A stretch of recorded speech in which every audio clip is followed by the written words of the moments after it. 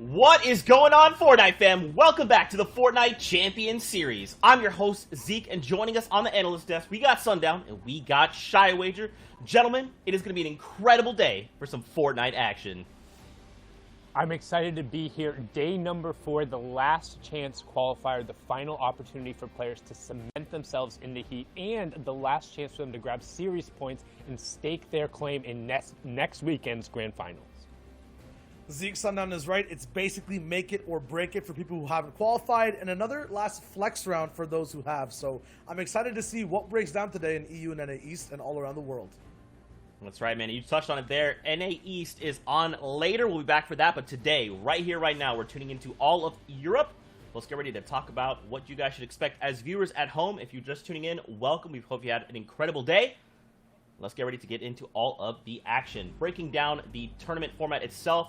Keep in mind, we are watching round number 3, where the top 100 players advance from round number 2.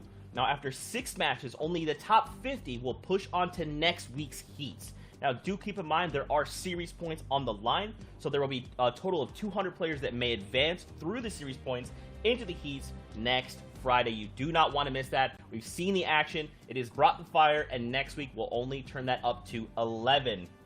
Now, of course, let's not forget the matches coming into next week's heats. Sundown, we'll have a 6 total there, and then 6 for grand finals. Yeah, and those matches will determine who ends up playing in the grand finals. As we talked about, you can see the heat qualifications measures for EU and NA. The top 50 players will end up going through from each one of the rounds, and then the top 200 players who didn't make it via that will end up going through. That's 400 players, so 100 players per heat. Out of those, the top 25 players advance over the course of the 6 matches into the grand finals, where the top 100 players from each region will compete over the course of, again, another 6-match round, where at the end, one FNCS champion will be crowned. And here is how they will be earning those points in battling it out. Of course, 1 point for each elimination, but it is capped at 20 elimination points. Haven't seen that yet in the final, and as Zeke says, we haven't even seen double digits yet. That's right, have not seen it yet, but let's not forget the Victory Royale is that meaty 14 points with placement points on the line as far out as 75th placement. Now, I am hoping for double digits today, but we'll see if EU can bring it. If not today, then perhaps in heats and perhaps in grand finals at the latest. Now, of course, let's not forget, a lot of these players are competing to try and be the top 50 that move on, but all the 100 players that do compete today will walk away with something for their time. Here is a prize breakdown of each individual placement spot. $5,000 there for the first place, and of course 51st through 100 will get at least something as well. So it's really cool to see everyone walking with something for making it to this point. Do keep in mind, 14 potential matches played before hitting this point, where they're gonna have to play another 6 if they hope to push on through. Now, don't forget, there are 7 other regions as well that are having matches being played. And there is a total kind of prize breakdown for each of those 7 regions as well. Here you can see on your screen, Europe, 50K up on the line. And then later on in the day, when we come back for NA East, you can see there is on your screen. A lot of money here. Being across the board, you'll love to see it. Now, of course, the next thing I do want to talk about is, you can see it in the background. It was lurking in the shadows. It is a shark. Let's talk about Shark Week. You guys ever wonder what sharks are doing when games aren't running? Well, hop into Party Royale Monday, August 10th to catch an exclusive world premiere episode of Shark Week, the Tiger Shark King. It starts at 2 p.m. Eastern and will run at the top of every hour for 24 hours, so definitely go check that out. And for more information, check out the blog over on Fortnite.com. I myself is going to be tuning in for this. I'm a big fan of Shark Week, even though I'm absolutely terrified of sharks. They are alpha predators. The next thing really quickly I do want to touch on is, of course, we saw Joyride hit the game this week. Please keep in mind we will not be seeing vehicles in competitive playlists. So just keep that in mind when we're watching some of these games. As I kind of touched on before, we do have 7 regions going head-to-head in some of these competitions. So what I'd love to do is take a look at some of the other regions and their leaderboards to give us a good idea of what we can expect heading into today's European games. Now, do keep in mind, they are separate regions, but this is a good idea for a good snapshot of what to expect when we are watching.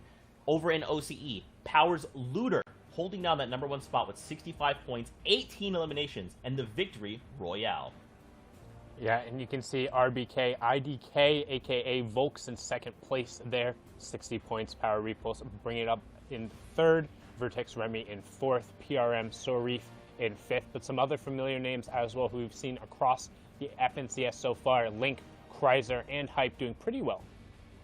Yeah, for me, I think Link is the most impressive. He's holding down these 6th and 7th place slots each and every week. And I feel like that's really good for those heats and those grand finals. It shows consistency and expertise in these stacked lobbies. And I hope that he can just bounce up all the way to first. Moving on to the second page, fan favorite Fresh, or Mr. Fresh Asian, up at 11th. He's only been improving every single week at his competitive gameplay. 42 points, 12 elims. No victory royales there, but I hope to see it next weekend. Do keep in mind it is the top 25 from OCE and Asia that are moving on. So we will flip on over here to the final page. So top 25 for them was 30 points. And you see Speedy there just pushing out the others, the 10 eliminations total. Now keep in mind there was 3 other players that he tied with, but those eliminations did push him over the edge there, Sundown. Yeah, very well done from him, but should see a lot of those other players given their performance over the course of the 4 games. As we hop on up to Asia there, have no idea what that first name is, have no idea any Asiatic languages, so I apologize. We'll just talk about their points there. 2 victory royales and the 16 eliminations, pushing them up to 67. 8 points clear of VX Laner, who had 24 elims, which is very atypical. We haven't seen necessarily a super high elimination point total have a lot of success in Asia so far. But rounding it out in that page, you can also see Rui and Wildhawk. Riddle's Wildhawk has had probably one of the best overall FNCS out of the region. We've consistently seen him in that top 20 and in the top spots. So good to see him push out another top 10 performance there. Yeah, 4th place too. Yamathi, he's been coming 3rd on a lot of games that he's playing. Overall 4th, so I want to see how that looks coming to those more stacked lobbies, coming in those heats and grand finals. Over on the second page, we have Tax, Zazie, Alice. In 17th, Sinnoh, who I was looking at too, who's looking really good right now, but I feel like he needs to really amp up things coming next weekend based on this performance this week. Now, notice that there are a lot of people who have qualified before and are still placing in the top 25 in all regions, especially Asia, OCE, Brazil. When it comes to that, though, some people might be taking a rest weekend this weekend, so hopefully Sinnoh brings it all the way up. Surprisingly, though, Hugh Jack Fox, 27th place, Sundown. We don't usually see him this far behind, usually in the top 5. So Q-Jack was actually in 18th, and Q-Jack Fox, that's Fax Fox, who has not necessarily been playing as often, but stealing a victory royale in 7 eliminations, getting himself up into 27th, so trying to steal himself a spot in the grand finals there, coming in late. That's right, guys, and here we go. We'll get a look at the 100 players that we'll be keeping an eye on here in round number 3. A little bit different than what we did see today, but just to name a couple familiar faces, Link and Mr. Savage, right, coming into today's competition. Yeah, we've seen Link. Raison was also able to squeeze out a victory there in the qualifier number 1. There's actually, I believe, 6 players who've qualified for every single one of these round 4 qualifiers, Raison being one of them. Teak, Kezix, Seventor, Thomas HD, and then, of course, fan favorite Benji Fishy, who pulled off a ridiculous 11 elimination victory royale when he needed a 10 elimination victory royale to get him qualified. So we'll see him on the backside of the page there, but Kezix being one of the 6 players who has made it all the way through. You can see Seventor, who was just recently signed by Navi, another one of those 6 players, and just to be able to make it, Teak also up on that board, making it that far so consistently in Europe, which is the most stacked, most talented, like highest populated region in solos in Fortnite. Every single one of these weekends, like they're playing a maximum of 40 games over the course of the weekend. That's such an absurd accomplishment that cannot be understatement. These guys are the best of the best. Yeah, giving these guys labels too. Raison and Benji Fishy, I think, are going to be those fan favorite stars who we can expect to stay in that top 5. For me, Thomas HD and Kezix, I think, are the people who will disrupt everyone else the most. We know the snipes that Thomas can hit. We can see the damage Kezix does when he stays alive till endgame. And then Teak and Seventor, I mean, these guys, I would just say, are kind of those wild cards who somehow keep coming up near the top with new playstyles. Recently signed, of course, Seventor. Still, though, so many other players who are playing today. Scully, Snap, Racist. There's so many players who are basically going to be trying to fight for not only the top spot at qualifying for next weekend, but at the same time have qualified and are trying to hold other people back. Guys, the hype is building. I could not be more excited as we get ready to hop into these games. This is it. The final opportunity to try and place into that top 50 and find yourself in the bubble to move on to heats. For a lot of these players that have not qualified, they're finding themselves in a situation where they're thinking, okay, like, what do I need to do to make it up there? And if I don't, where can I at least place myself that I walk away with the most series points to get that second shot, right? I mean, for a lot of these guys that have been playing all, let's say, the last 3 weeks of the competition, this is it. What can we expect from them? What do they need to do, Sundown? They need to put everything on the line here. If you're looking to qualify from the top 50 and you don't have the option for series points, you know exactly what you have to do. The line day in and day out has been 21 points. Do everything possible. Game plan to get 22. You have 6 games. You need to figure out, okay, how can I get just a little above 3 points? It's just under averaging 4 points a game. That's getting to top 50 in 2 eliminations or being able to just make it into that top 30 consistently. You need to figure out what in your skill set and where you're landing is going to enable you to do that and put the game plan together, and it has to happen right now. But if you're looking at qualifying from series points, then just hold fast. Keep doing what you're doing, stick to your game plan, and keep up with that consistency level. That's right. Guys, before we do head on over, I believe Sundown, I think you had something to talk to us before we do get into these games, if I remember correctly. Yes, absolutely. Thank you. So one thing I wanted to talk about is our goal is to maintain a fair playing field for all competition across Fortnite. We're continuing to work to improve our ability to catch bad actors, cheaters, teamers, and action them appropriately. But this also starts with the community. It starts with you guys, all the players, the people in chat, from how you act on social media and to how you name yourself as well. False accusations or self-claims of using exploits or hacks only help perpetuate negativity, and it takes away from the legitimate accomplishments that you guys are striving to achieve.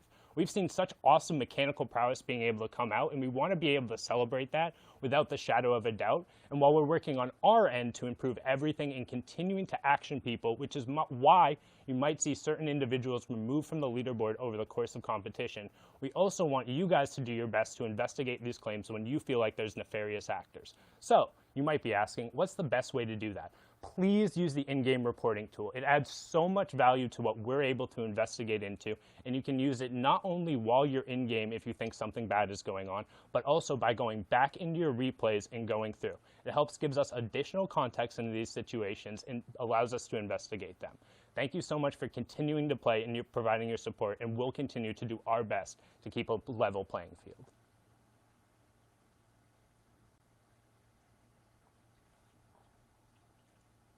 Little update.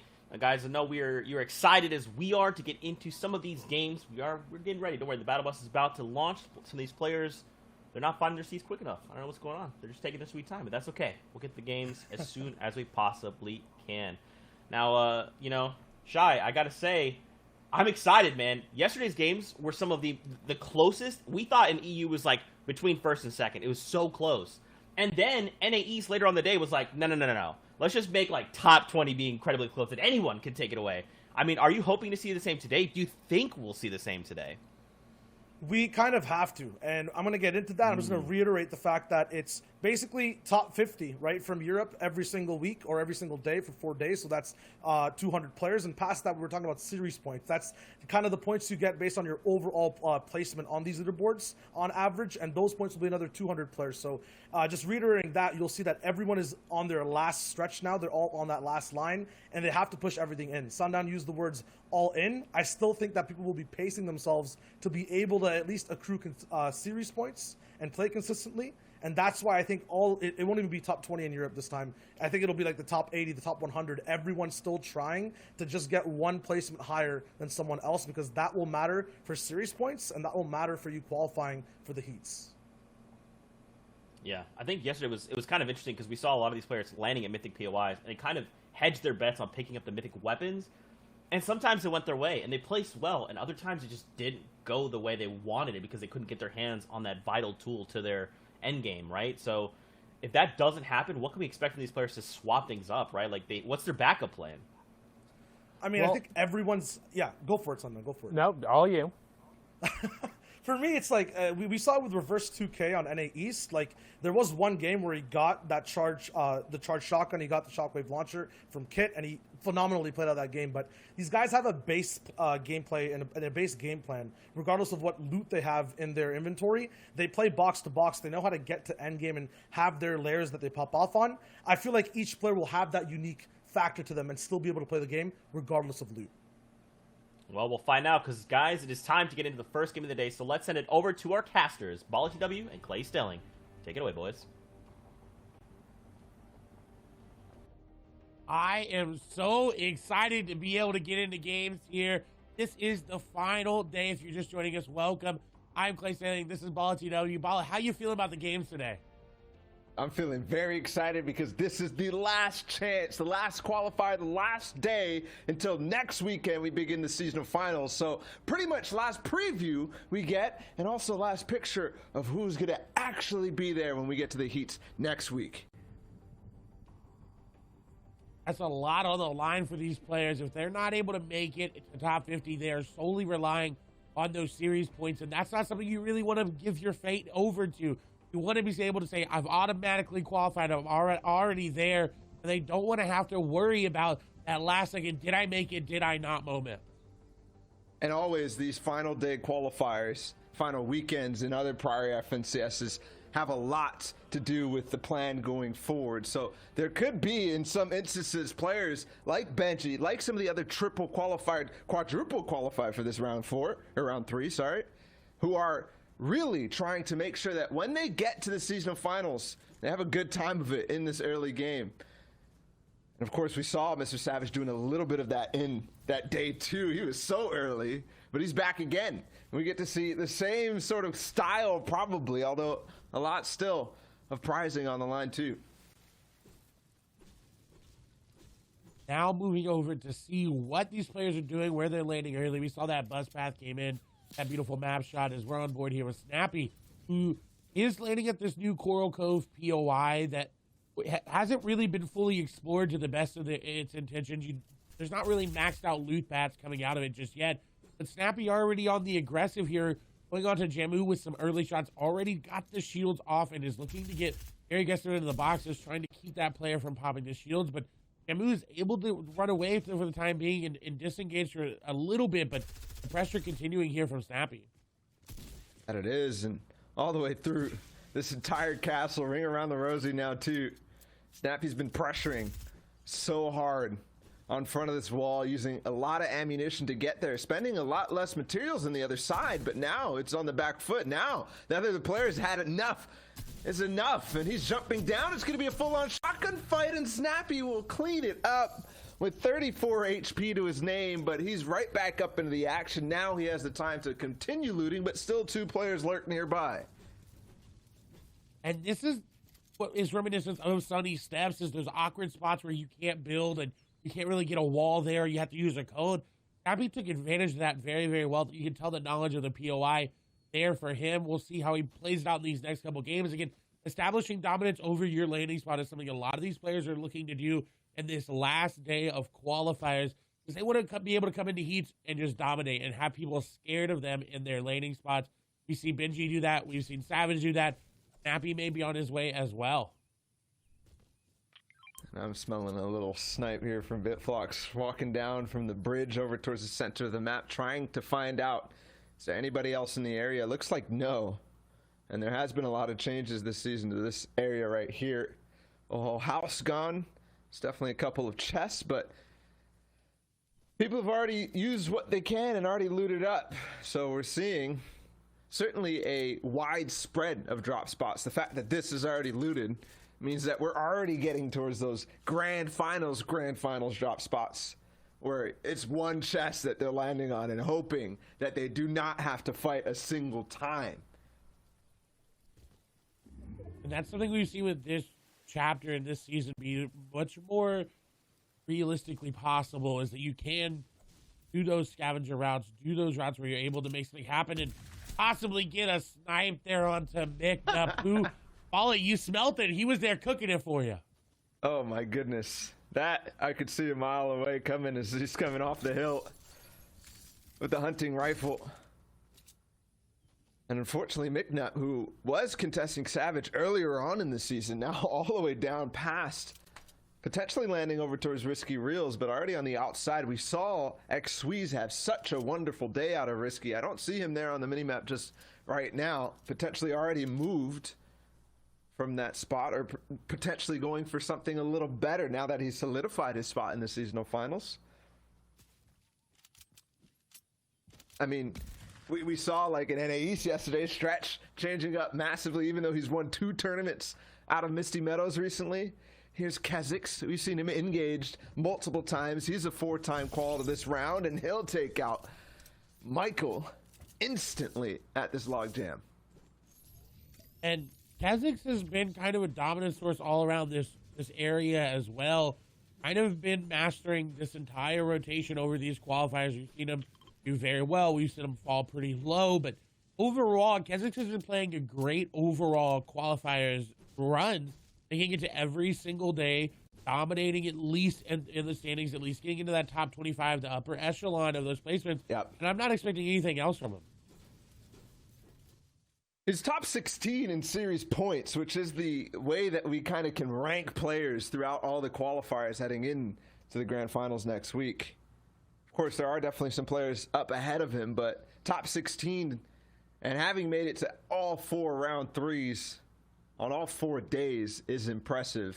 If you're new to the FNCS, the series points are basically the extra way to earn points and qualify to the seasonal final. Some people are going to be utilizing that because they haven't yet made top 50 in one of these days, which is necessary. So if you're here and you don't have the series points to go forward, you have to hit top 50. And Vibes is, I believe, one of those players that's looking to do that. As an ambush was set up. That was the story of yesterday. Everybody looked to these nice little ambushes onto players, and that shot does come through, and he does end up getting the elimination there. Well done. Definitely started slow in that fight, trying to get through the wall, but letting him build that space regardless.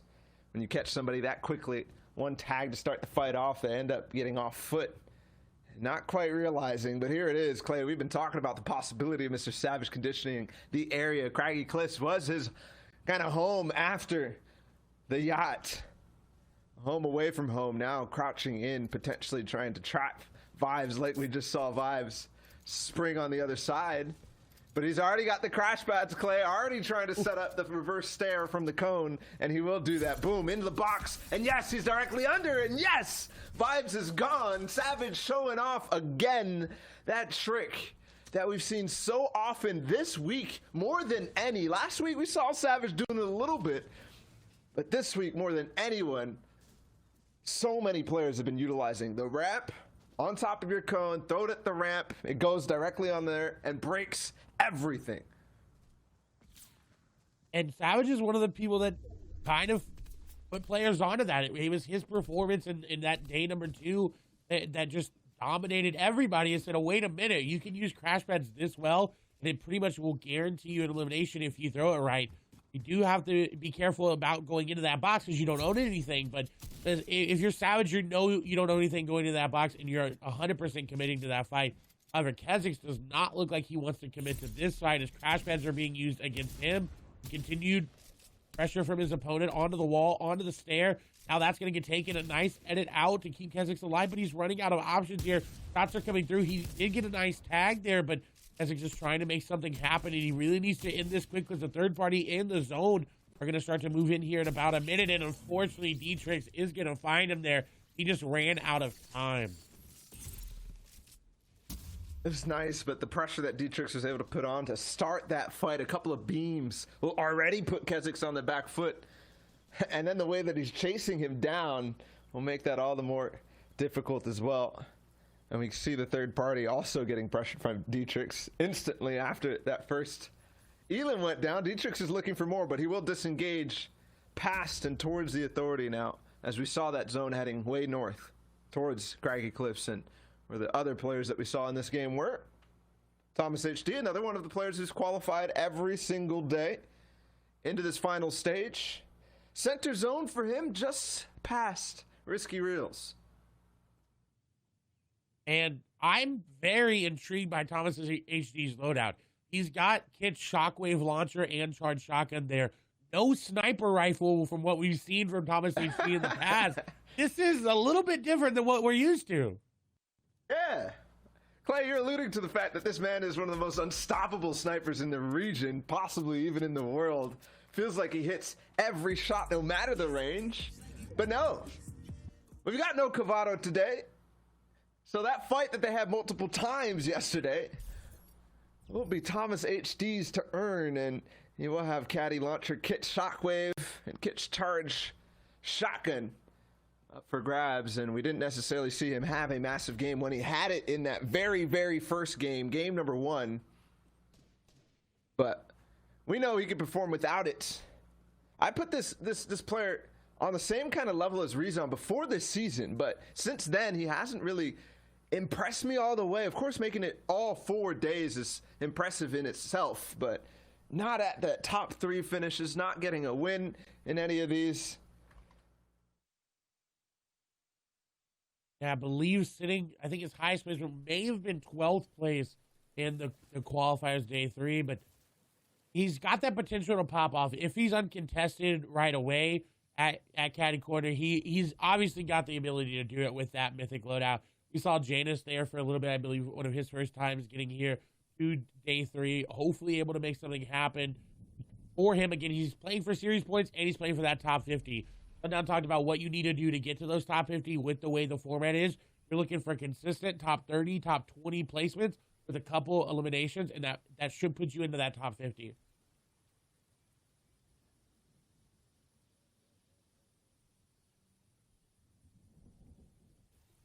Well, Janus might be going for that. We expect him to do well once we get to the seasonal finals next week. We really do, given the fact that he won with flying colors in the FNCS Invitational. Slightly different format, slightly different structure, and certainly a new season for him to try to tackle. This first game, we've got no Storm Surge Clay, definitely the most aggressive players falling curve that we've ever seen. Typically, we're used to maybe 80 at this phase, maybe 76, but all the way down to 71. EU typically slightly ahead of the curve compared to the other regions, but this is something different. We are also seeing a change in the structure, in the way that people are placing themselves all on the zone. Look at that spread and keeping a lot of distance. And I think that's a symptom of the way that EU likes to play so aggressively and get in your face. Box fights like these for 7 Tor takes out Smudge. Just an isolation factor in a sense, Clay. And I think that is due to the crash pads being in this season. This is the first time we've seen that box closing capability be very, very, very quick and very, very detrimental, especially if you're boxed up, because usually it used to be mobility. You could get to players quickly, but you couldn't get into their boxes if they were boxed up. Now with the crash pads, you can get to players' boxes quickly, and you can get into their boxes quickly. So that is definitely a symptom of that, as we can do a fight who is happening box to box. Nappy going aggressive there onto this player that was being aggressive onto him. He's got crash pads if he wants to use it to get in the box once he heals back on up, but Snappy, you know, I don't like that he's in this fight alleyway outside of zone. The player is pushing on him, so they may have been on the cusp of Storm Surge. There was that one player, but just going right in, and Stormy Right takes them down relatively quickly. Yeah, it was a edit and wall take from Stormy Right to initiate that fight, closing the gap that we were talking about, and Snappy was not prepared. They traded shots, and it looked like Snappy came out ahead, but right at the end, before those walls closed, Stormy Rock got one more big shot off, and Snappy, who had the idea to crash pad in the box and end that fight once and for all, unfortunately, because of that big tag, had to fall back on it. Mr. Savage, right on the edge of zone, gets 3 players right next to him, where I don't think he expected anything on either side. Regardless, sometimes you can't really control what comes your way, but Savage is one of those players who can. He's already used all of his crash pads. When we tuned in with him at Craggy Cliffs, he had, 5 before he even got into that box, so potentially he had to save them or use them for rotations already to this point. And using those peppers as well, so Mr. Savage-esque. But we also want to point out Mr. Savage is the only player to have 20-plus elims without a single top 20 finish in Qualifier 2 finals. That is insane. He was able to just dominate that much without getting a top 20 finish. That shows the strength of both his gameplay and his knowledge of the format. He's able to do that in Qualifier number 1 and 3. But in Qualifier number 2, he's able to pop off. But right now, he's going back to the lobby. Yeah, he was too confident that that player Peach was not going to make the edit, the double edit through his stairs and his wall to go after Savage, and all of a sudden that switches and Savage loses the confidence. But there's really nothing you can do in that case because the walls are edited, the cone is very difficult to edit, and with the speed that Peach came out of that unexpectedly, even the best players cannot react in time for that one. But going back to what we were talking about with Mr. Savage and the 20 elims that he got on day 2, without even placing top 20 once in a single one of those games. That goes back to that stat that we saw yesterday when we were watching NA East about if you get early elims, if you get elims throughout the mid-game because you're pushing fights and playing aggressively, that lowers your chance of actually having high finishes. So Savage fell in that trap day 2, or maybe didn't fall in the trap. Maybe he expected it. And I think maybe still feeling that way, though, a slightly different tone from him after that first elim. Maybe it's just that he didn't find anybody up in the area and he was boxed up in that case. Still 5 more games to go after this one for Savage, so can really work with what he wants to do. If he wants to just solidify that landing spot in the area around, or if he wants to go for that top 1 finish like we know he's capable of getting.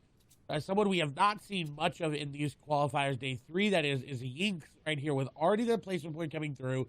They've set themselves up in a really good spot as well. On this side of zone, they've got AR Buffo right by him, and that's Nate that we now know by him as well. But if zone pools, they're going to have a lot of people rotating into them, and they're going to have very, very good shots and tags onto him. Because as you see, Storm Surge is going to be a factor. 15 players will need to go down before the Storm Surge turns off. And with that many players up above, you talked about it early, it wasn't that early in the game we had Storm Surge, but now Europe is refusing to go down. Yeah, it flips, right? Again, you see the congestion that's coming out of this. Very difficult to actually take fights, and when you do take fights, what Yinks just did happens to you. The third party, for multiple people, fourth party, fifth party involved in this one with the lobby focus from both of those players on the side will take you out so fast if you're not careful. From a couple of different AR shots, a couple of different angles, now the rotate starts. Onto the 5th zone, it's going straight center over west, and only a few players there, but a lot's going to be able to make the line rotate, follow each other from the north. And here it is, Teak already in zone, one of the other players who's done so well and won the prior DreamHack in EU. We expect him to continue his performance because he has been consistent day after day. Now even moving into day 4, always expect the exact same. Froggy is getting tagged by Surge, and thankfully he finds an elim. Chris leaves himself open. Not only does Froggy get the elim, but that was a saving elimination for him there. He could have gone down given the minis that he had. Didn't really have enough to outlast the 4-player Surge that still needed to come. And if you're just joining us and you're new to competitive Fortnite and you don't know how Storm Surge works, there's a leaderboard of players' damage that is kept throughout the match, and there's certain thresholds that need to be hit by a zone. If it's above 50 in this half-in, half-out zone, it'll activate and it'll start doing damage to those players. You saw that lightning kind of come down and start to take HP away from Froggy. He was able to do enough damage, and it dropped below the threshold that he was able to stop getting damaged and able to move about on his rotate. You saw Tux pick up an elimination as well. He was also in contention from getting dropped down below that leaderboard and being below Storm Surge threshold, which was really good. And that's why you see a lot of these players make plays that normally they wouldn't go for. They're sitting up in a really good spot. They've got a good box, but they have to go aggressive because they're below Storm Surge. Sometimes that's a opportunity for other players to get an easy elim on somebody who's desperate to stay above that. Regardless, that's done for now. We got another one in the 7th zone. It'll be 30 players need to go down. And of course, trying to see who's going to put themselves in a good position. X-Squeeze looks like he's about to be taking height. He's in a fight up there right in front, and it's Peach who takes down, the player who took down Mr. Savage earlier. that might be a fight that's consequential for him holding high ground, especially given the fact that the 6th zone, the first full moving zone going up and north over towards the river, Tux will dive in a box as well, and that was not the right move, but he had 0 materials to actually make anything work, so he had to try something.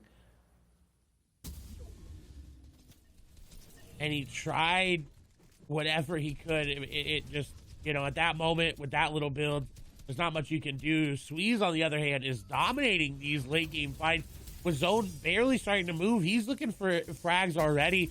You see, he does control high ground right now. Nobody really noticing that. He's got the launch pad to use just to get in. Doesn't want to waste those materials. As you see, not very healthy. We do see Benji Fishy gonna fall in that elim feed as well. As we take a look, that actually is Robabs there, the train hard player on your screen, getting word. As now a player that definitely needs to perform here today is Slender. No eliminations, but he does have those placement points. Crash batting ahead, back up onto a mid-ground layer, but this mid-ground layer is not the spot he needs to be, because if he gets pressured once, oh, never mind, he goes into a box. I don't know how he found that gap, but Janice is not paying attention, and Slender will get back into this. 25 builds now to play, and he can actually play the layer that he wanted to. That is amazing there for him. He's going to recycle that crash pad as well. Don't really have to use a lot of matches. The layer changes coming through. What I'm worried about for him is he is on that second height. He's got to be careful about that. He still has that RPG, though, which is going to cause a lot of chaos down below. We haven't really seen much of it this season in solos because you can only get it from the Marauders. So he's able to take advantage of that. And elimination comes through onto Milan as well. 1 rocket left. He needs to find a rocket impact elimination below him where he can pick up these mats and get these builds. Because right now he needs that, and he picks up another one as well. He's finding these players who are so low HP, and he still has 3 floppers if he does want to go pick up that loot from both Milan and the player he just took out in zone. But switching gears, looking at everybody else in this, we do have the player from yesterday, and Swee's still alive. 3 eliminations for him still. He's gotten another one, and he picked up the glider gun from the Authority off of the last player he got the impact off of. Now, time for floppers, and he'll get ahead right back into the zone and potentially find even more, but a full low ground position, not exactly the most optimal spot for him. And you see him immediately recognize that and get out of it. He said, I have to get up. I have to get out of this awkward area where I don't really have a full box, and I need to get ahead of zone. That's exactly what he's doing. 7 Tour is going to fall to Andilix. And Squeeze is only on 1 build. He has to get another impact frag. And there it is. There's another one. This is going to be another one. It is on to save it. Light and save it. Back to back, going down another one to the box. Can Squeeze get out? I think he can. The edits are going to come through, and he does get out. How fast can you be? Unfortunately, it's not fast enough because he goes to a different layer and there's Steelix waiting for him. He almost got out of that, but there's Andalex activated. He's gotten 3, and he's down on a low ground layer with Nate. 2 of the FNCS champions from duos, both of them teammates prior to this, now going in solos on the low ground layer, and they're fighting off against each other, but they've also put so many low HP players still moving forward. Players trying to make sure that they can get up the elevation. Refsguard on height, I believe, just took out Thomas HD. Now they're down, and he's continuing. He's got 5 elims of his own. And he picked up Kid's Shockwave Launcher. That is so crucial to recognize. He is going to be able to fire those down and just throw people into zone. From the backhand, Cammy looking really good. He's got the floppers, so he can withstand the shockwaves in the zone. He's playing hard for placement right now, hard for that zone. You see him just breaking through builds, not trying to expose anything, not looking for any peaks. The sights are going through. Rescard going to get challenged by Story Right, and he's going to fall. Rescard with 6 eliminations now, looking very, very good. Cammy still alive with 4. Another player down below. This is coming down to that last zone, the last 20 seconds of the game. Cammy has been exposed from the high ground position, but he's got enough floppers that it doesn't really matter. Rescard is not looking down and breaking down just yet. He's not optimally using that shockwave launcher. He's kind of just going over these old builds and now going to use it a little bit later there. You heard 1 player go into zone. This is really good for Rescard, but Cammy's got the floppers. Cammy has 2 floppers compared to this. As floppers are going to be used, he's got the HP advantage. This is going to go over to Cammy because he's got 1 more flopper remaining. Yeah, that's it. Revscar will go down, but a well-fought battle for so many. Cammy with a good idea in these final moments when it's a 1v1v1 situation and going over so many old builds and already having the flopper. Knows that that HP situation will be in his favor, so he'll rely on that and take that 1 gamble. That's game 1 down. We got game 2 coming up, but before that, we got the analysts to break it down.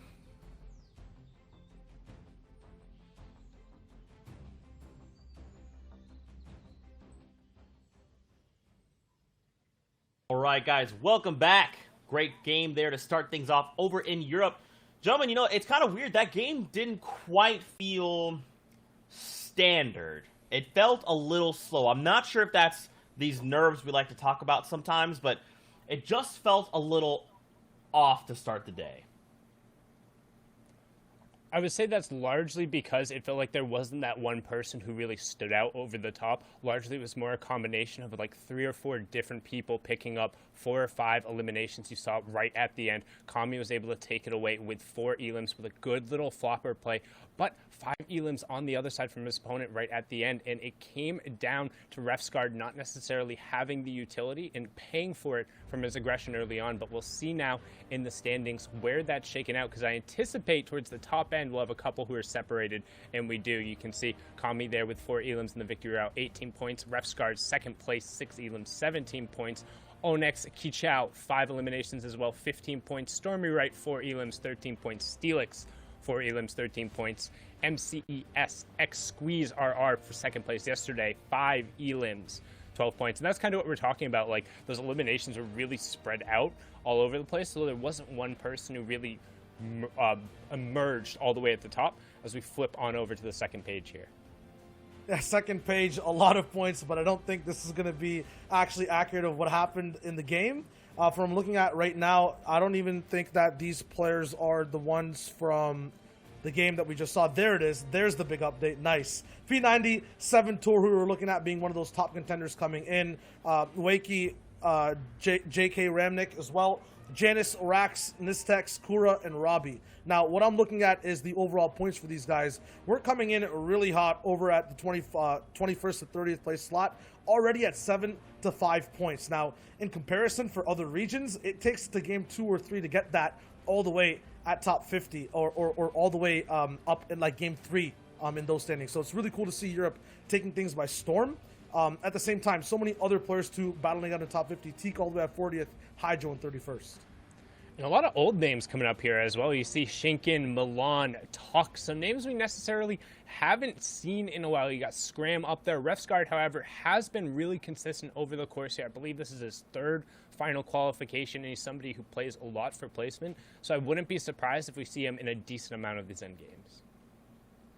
I mean, what would I hope? Because right now, guys, I'm looking for someone to breathe life into this competition because I want these games, and I know it's the final opportunity. A lot of these people are trying to hold on and make sure they calculate every single move. But right now, we need those pop-off plays if we're looking to push into that bubble. But unfortunately, we're not going to see those pop-off plays. We talked about at the start of the show the 6 players who had made every single one of these qualifiers. And while they were able to pick up some early eliminations, none of them were really able to get themselves established early on. As we've seen kind of over the course of the tournament, these guys have been very good about making sure they get settled, get their momentum. But if you notice, time and time again, Kazakhs went down 75th there. This is Thomas trying to get a little bit of closure right away over here in Caddy. Picks up the early elimination, but not going to be able to really convert it into a ton, unfortunately. Again, you can see some good shots coming out from the Epic Burst, and while early eliminations are valuable, as we've seen time and time again over the course of the broadcast, you have to be making it into top 10s, if not top 3s, to really fall into serious consideration. Yeah, right now Thomas is doing the best out of all these guys who are performing in Europe just for today. He is all the way over at 9th place with 11 points. This is an update, though, as Sundown mentioned, for all these guys. I feel like it's still par for the course. You're going to have to be playing your game. Sometimes your game gets ended early. As long as you stick to your game plan and stay consistent, that's where things start to work out for the whole day. We've seen before that people who start the competition off early and fast have a very tough time holding it down, staying in first, staying in second. So I'm actually kind of worried for Cammy, Refsgaard, Quickhu. I'm looking at 7 Tour, Thomas, and feeling like, okay, these guys are actually at a comfortable spot. Top 18 over there for 7 Tour. Teak also in the top 30, the top 20. Yes, these guys went down, but they got a taste of the end game, and now they know what to adjust.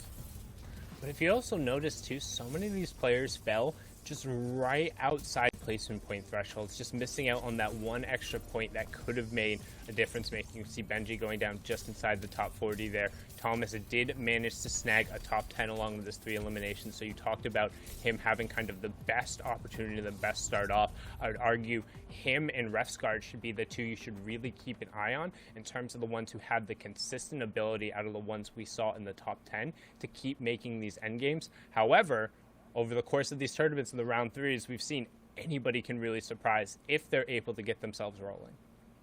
Yeah. My and question I think for with you, Thomas. Zeke. Oh, go ahead. Yeah, I had a hot one here. For these guys, Oh. is it important to start off game 1 if you're already qualified? Are end games important for these guys to hit, or is it more about their drop?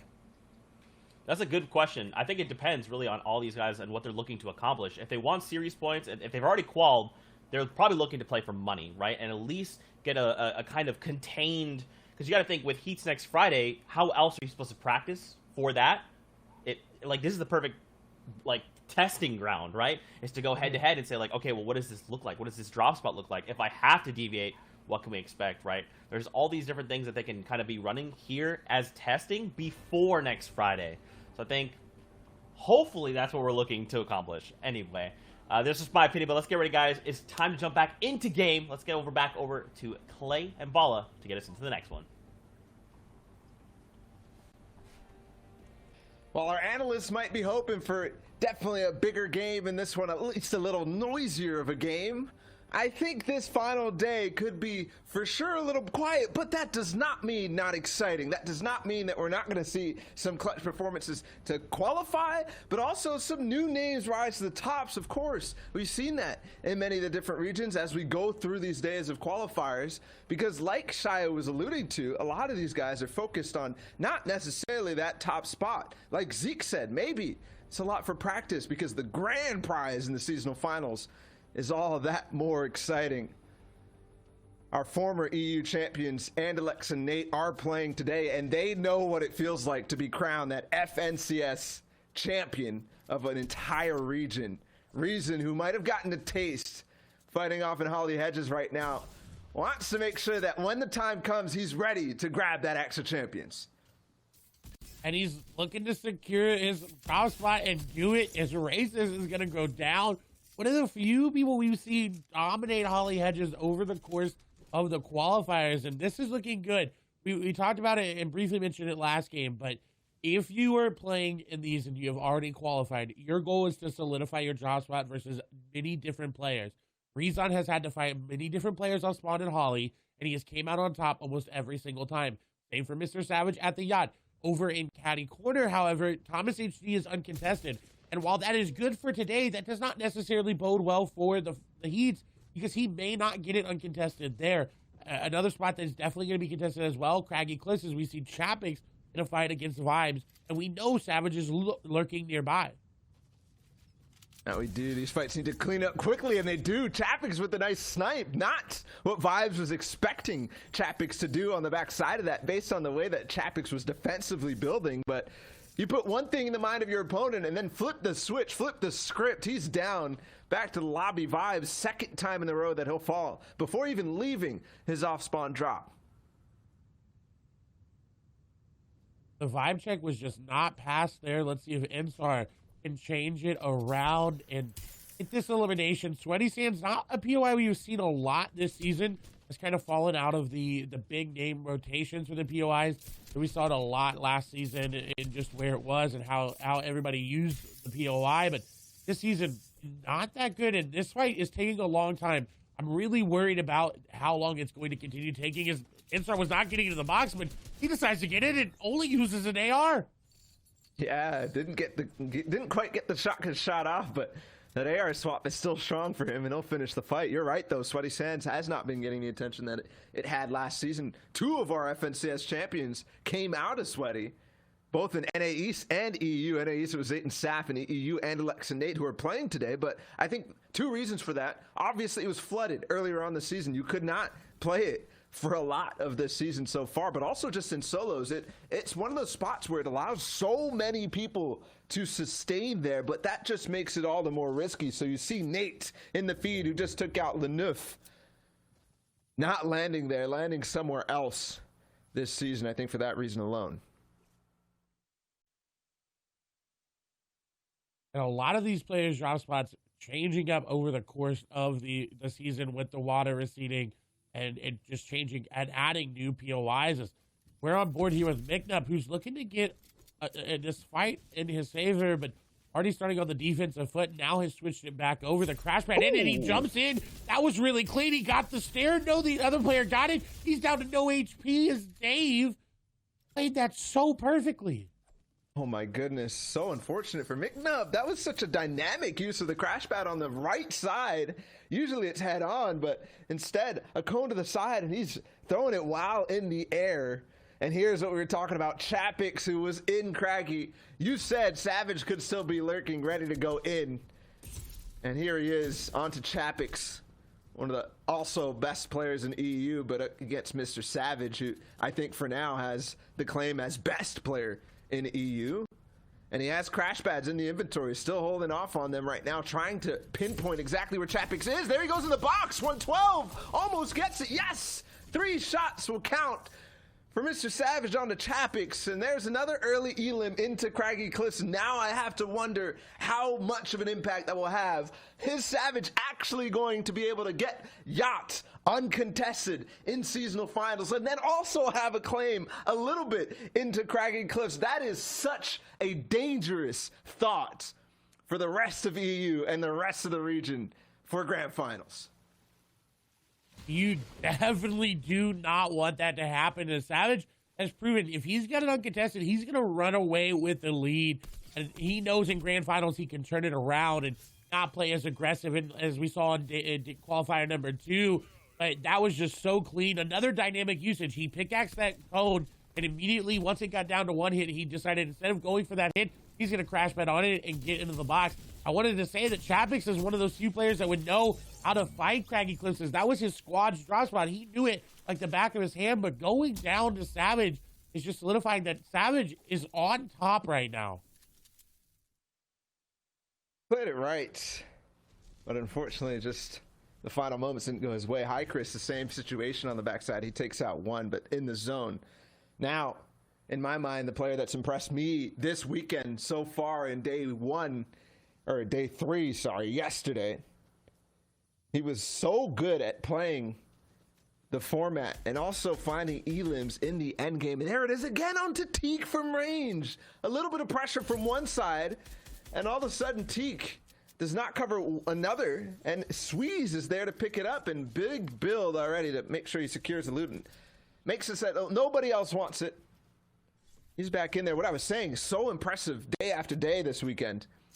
Not only the semifinals, just moments ago, a couple hours ago, he was top 5 in the semifinals, which isn't somewhere you normally see him. He's not the player you expect to see at the top of the matchmaking stages.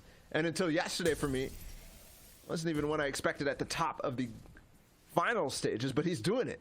And again, he's doing it again today, 14 points. Now looking at Reason in a fighting Storm, and we definitely don't see him here. No health either. He'll jump in the box. Oh my goodness. Getting so aggressive, and it's on to Kha'Zix. He takes down Kha'Zix. What a huge elimination. Both players have been kind of looking to prove themselves in these qualifiers and going into heats. But what a big elim from Rezon. This is usually the rotate he takes, but we don't normally see Kha'Zix there.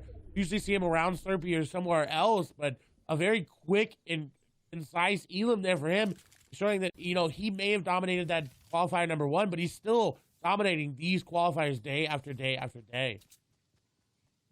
Another couple of players in zone.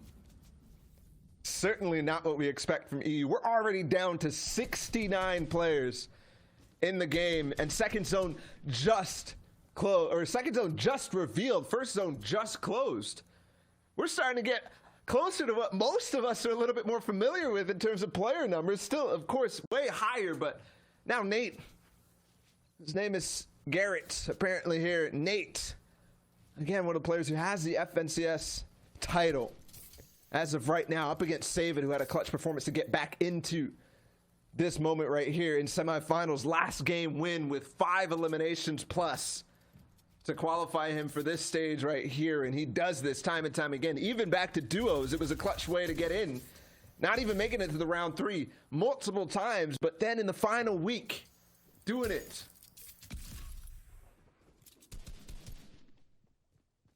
And even if he does go down here, there's still 4 more games to come out, and he's on pace to get to that top 50, to get to that threshold that he needs. As Nate is just going to find a beautiful shot there on to David, who has to go on the defense and try to pop shields, and Nate is just going to take him down. Both on similar points, but Nate made that look flawless. Just got in the box and did not let David have any room to breathe there.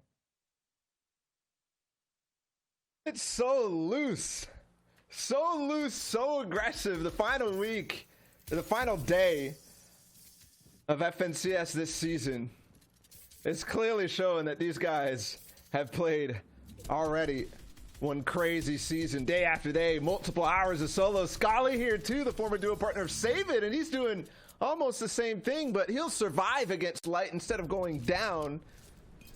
The same situation for Scully, attempting a final week qual, and off to a good start. The 5 points that he has is on pace. 67 players alive. I can't stress enough how aggressive these guys are playing, how different, and maybe how little, for some people, they necessarily, want to get towards the top spots. They're working on a lot of different things, but this is the fewest players we've had at this stage in the game at all in a game 2.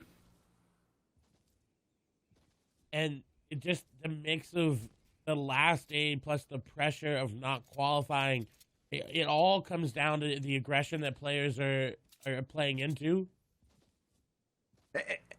And if you're wondering why I'm kind of harping on how the different players, especially those who have already qualified, are playing. In the FNCS, it's multiple attempts at qualifying, multiple ways to get through. But as we get closer, we've already qualified 150 players almost certainly. There's still 200 players who are going to be added through consistency points. So there are so many players playing who have made it or pretty much have clinched making it. And there's very few on the other side who have made it to this round 3 who really need that top 50. So stakes are all over the place for these players until we head into next week.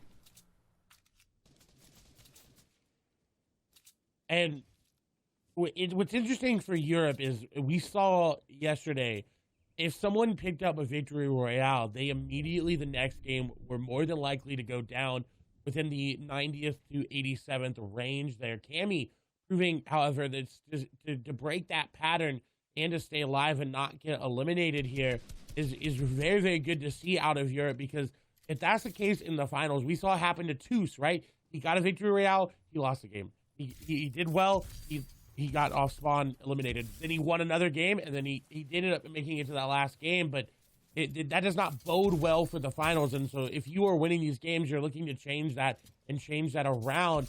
Cammy will be one of those players to do it. Ensar, however, with 2 points, 54 effective HP on the back foot, now 9 effective HP. The wall, the only thing that separates him from being eliminated, and he's going for the edit. My goodness. If he wins this fight, that'll be one for the books.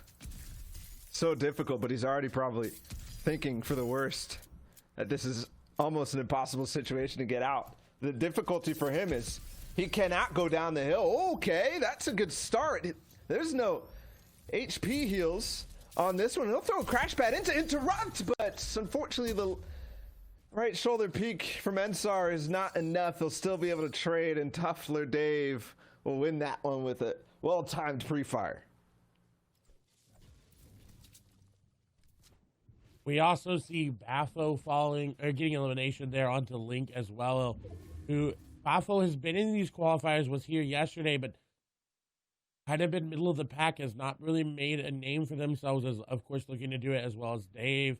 A lot of these players like Cam here trying to get this elimination on the Benji. This is a very awkward fight here. 52 HP versus it seemed like 25 HP. They're just trying to find Benji on the back foot, but now Khan looking to heal up. Benji, on low HP, I'm not too worried about him missing this elimination and not clutching it up. I think that he also had a little bit more time there against Khan, who needed to get out of the box before he decided to heal. Benji's going to go again for it, and he has 200 shield, still low HP though. And down the mountain, there's two players who could fire upon this. Yes, one's opening a window, so this is definitely about to be third-partied. How does this end? Probably not well for Khan, is my guess. One of the worst players to engage at this stage, but also one of Benji's struggles. The falling shot, Benji did not expect that at all. And Khan will win, make me eat my words. As I was just about to say that Benji has been doing so well in these mid-game fights, but also his bane, because as he moves forward, he always struggles to get out of positions where a fight doesn't necessarily go the perfect way. And in this case, he just falls outright. I'm very surprised to see him go down that way, but again, has already qualified. Is already making it to those heats, but just looking to get that, like Zeke said, get the extra cash and just to remind people, hey, you know what? I'm still Benji Fishy. You can't take me that easy. Rezon is going to fall to zone there. While he has been having a great day off spawn and in the mid game, this mid into late game transition for him has been something he's really struggled with in these qualifiers. At day one, he dominated. He did very well. But in the next couple of day 2, day 3, and now we're just seeing in day 4, he's struggled with these rotations. Don't forget, just because this weekend might not necessarily be starting off well for Benji, you're right. Day 1 and day 2, he really played very, very well. Day 3 yesterday, certainly, especially towards the end of the tail end of the day. But still, I mean, again, Benji already qualified, already proved that he's going to be a contender going into the grand finals. He's still looking for that and hungrier than ever. Although these final stages, this final weekend might be taking a toll on so many. As we could see, the game so low in terms of players. Story going to hop in again onto Kirby right around the wall. Finish that off. Up the mountain we go. We haven't really seen a zone here, and except maybe like day 2, game 6, where Benji ended up coming out on top. But it's so difficult to play on this one. The players who get all the way up, and look how far it's even going down to the southeast. Oh my goodness, this is so difficult. That is a steep drop if it continues to go southeast. And it's gonna, if it drops off, it's more than likely gonna come back. We know it goes up and down, as Stormy Right is making his game go up here as he's gonna get that elimination there. Another one just kind of fell into his lap there. He didn't really have the best rotation with that launch pad into the crash pad, but made it work. And now in zone is getting pressured by Flixie, but he's looking good. Well, as I say that, he gets beamed down to very low HP, but he's got the floppers and the Slurfish inventory, so I'm not too concerned about his position there in zone. It was a very, very good couple of elims, but where he is, if zone pulls down this mountain, ball is right, it is going to be very, very steep, and those players down there are going to have such an easy time to get tags onto these players rotating down. And if you use all your crash pads, all your launch pads to get down, you have got nothing else to get up. So you are hoping for somebody like Diablo to use one down, and it does. It pulls down the mountain. Oh my goodness. I actually kind of prefer, oh, Nate goes down. I didn't realize that was Nate on the other side of that. Diablo will take advantage of that. They all, unfortunately, still had to move on that 5th zone. Now pressure, lobby focus from so many angles. Oh no, get back up. That's his only hope. He's going to crash pad out instead, but I think that's just going to incur more lobby focus. Though they all shift focus finally down the hill. I was going to say, the fact that 5th zone pulls here, the half in, half out, all the way down, makes it so that players can kind of comfortably go all the way to low ground. And Cammy's already there because everybody has to come off the mountain. There's not a single elevation that is up there, although a lot of people might stay up on the very edges and try to tarp in a little bit. But at least everybody's on even footing if it does go right back up. And Cammy looking to secure that. He says, you know what? I want more crash pads. I want more loot. I want to make sure I get myself up there. And he takes down Biflox there really quickly and decisively. And that's not something we've seen in Europe competitive right now. Is it already in the zone, dead center, decides, you know what? I'm going to take a player out. I'm going to decisively do this. Cammy with a very, very smart heads-up play to do that. Did net more crash pads as well for himself. As Zone is pulling in, though, he's scouting every which way that he can. But look at the way these builds are built all up over the top of this little water. They're putting themselves in a good spot, but I am worried about Cammy down there.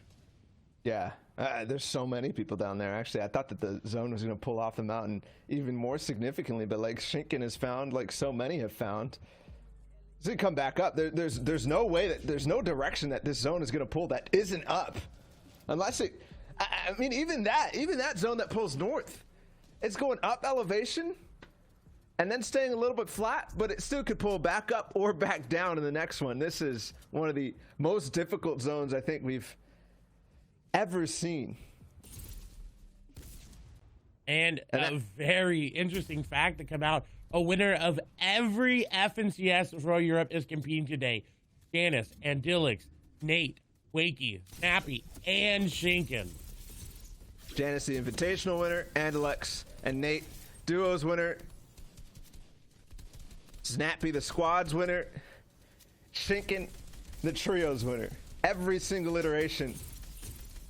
Just interesting going into this finals. Shinken has not made a very big splash in terms of solos until today. This is the first time I'm seeing him in a set lobby stage. Fell short in the reboot round, unfortunately, during the FNCS Invitationals. But even back to duos, struggling quite a bit since the World Cup days. Lots of launch pads, lots of crash pads to get over the danger we talked about.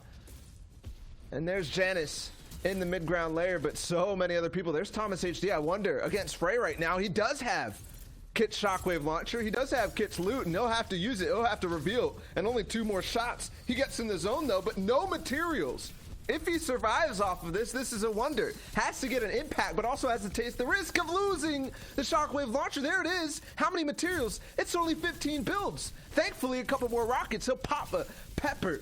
And also the chug splashes to stay alive in this one and continue forward. It's going up the mountain for sure, and there's a catch for Thomas HD. What a find. He has to be careful, though, with that low match, especially with it going up and down the mountain. He's going to run out. He needs to find that frag, and it's too early for him to take that high ground from Tux, like we see him up there. Now, Cammy in your screen as well is still in this game as well, 14 HP. Thomas is actually going for high ground, even though he's got 10 builds, now down to 2. He's going on to Tux. He's trying to be aggressive. Thomas, I said it was too early, but he says, you know what, Clay? I want to go for it. I want to get this elimination, and I want to get this victory royale. As shots come through, he does take down Tux. The elimination comes through, but yet again, it's only 15 builds. And a drastic difference. We're in 8th zone with only 6 people left. Thomas HD still going up to the top, and he has the tools necessary, barely inking his way in terms of materials, but it's a long climb up, and I think everybody's spent the mats. There's only one player with the grappler. It's Milan. He's trying to get up desperately, but so difficult. Thomas HD just needs to look down. Zone is going all the way up. He's the only one in. It's over for everybody else, unless for some reason they get the beams. No, they will all fall to zone, and there you go. Thomas HD survives by a thread. Almost had no materials, but he still makes it work.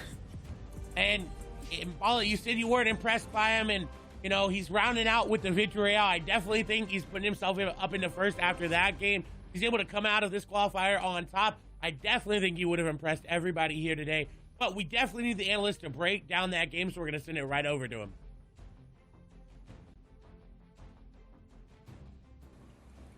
Thomas HD picking up the victory royale here in the second game out of EU. You got to put some respect on the name, man. Understanding and realizing and kind of falling back on his mechanical prowess. Knowing I only have a handful of builds. I have Kit's Shockwave. Do I need to fight those people? No. I just need to get to zone. And that is exactly how that all unfolded. I mean, Sundown, that's just so impressive. And just understanding in those hot moments, like, what are my options? A or B? I gotta disengage, you know? So much respect to him. He was able to play that brilliantly, and we've talked about how he was one of the 6 players who's made every single one of the finals. He executes so well, and the thing that he's particularly known for is his angles and his ability to just hit shots, and whether it's a sniper rifle or that charged shotgun, he puts it to work, and his precision was on display there, rocketing him up the standings. Literally, yeah, it's not with only that. Kit Shockwave. Kid Shockwave was a big thing, but it was also just like the decisions on when to take those elims that Sundown mentioned. It was just a really masterclass about making decisions in the end game. That's right. Let's take a look at the standings and see how things have shaken out after game number 2 here in the European region. With that victory royale, Thomas HD finds himself in that number 1 spot, only 2 points ahead of Cammy, who is just behind him. But keep in mind though, Exqueeze, yesterday we saw him perform so well. He is back in that 3rd place spot looking to rumble. And currently sitting on 9 eliminations, leading the pack there. We have Stormy Wright as well, aka Habs, Navi, 7-Tor, the recent signing, Nakama, Erg, YT, Refs Guard, MCS, Andalix, and Wave Steelix rounding out our top 10 right now. All players within a decent range, but Thomas is definitely starting to stretch the top as well as Kami.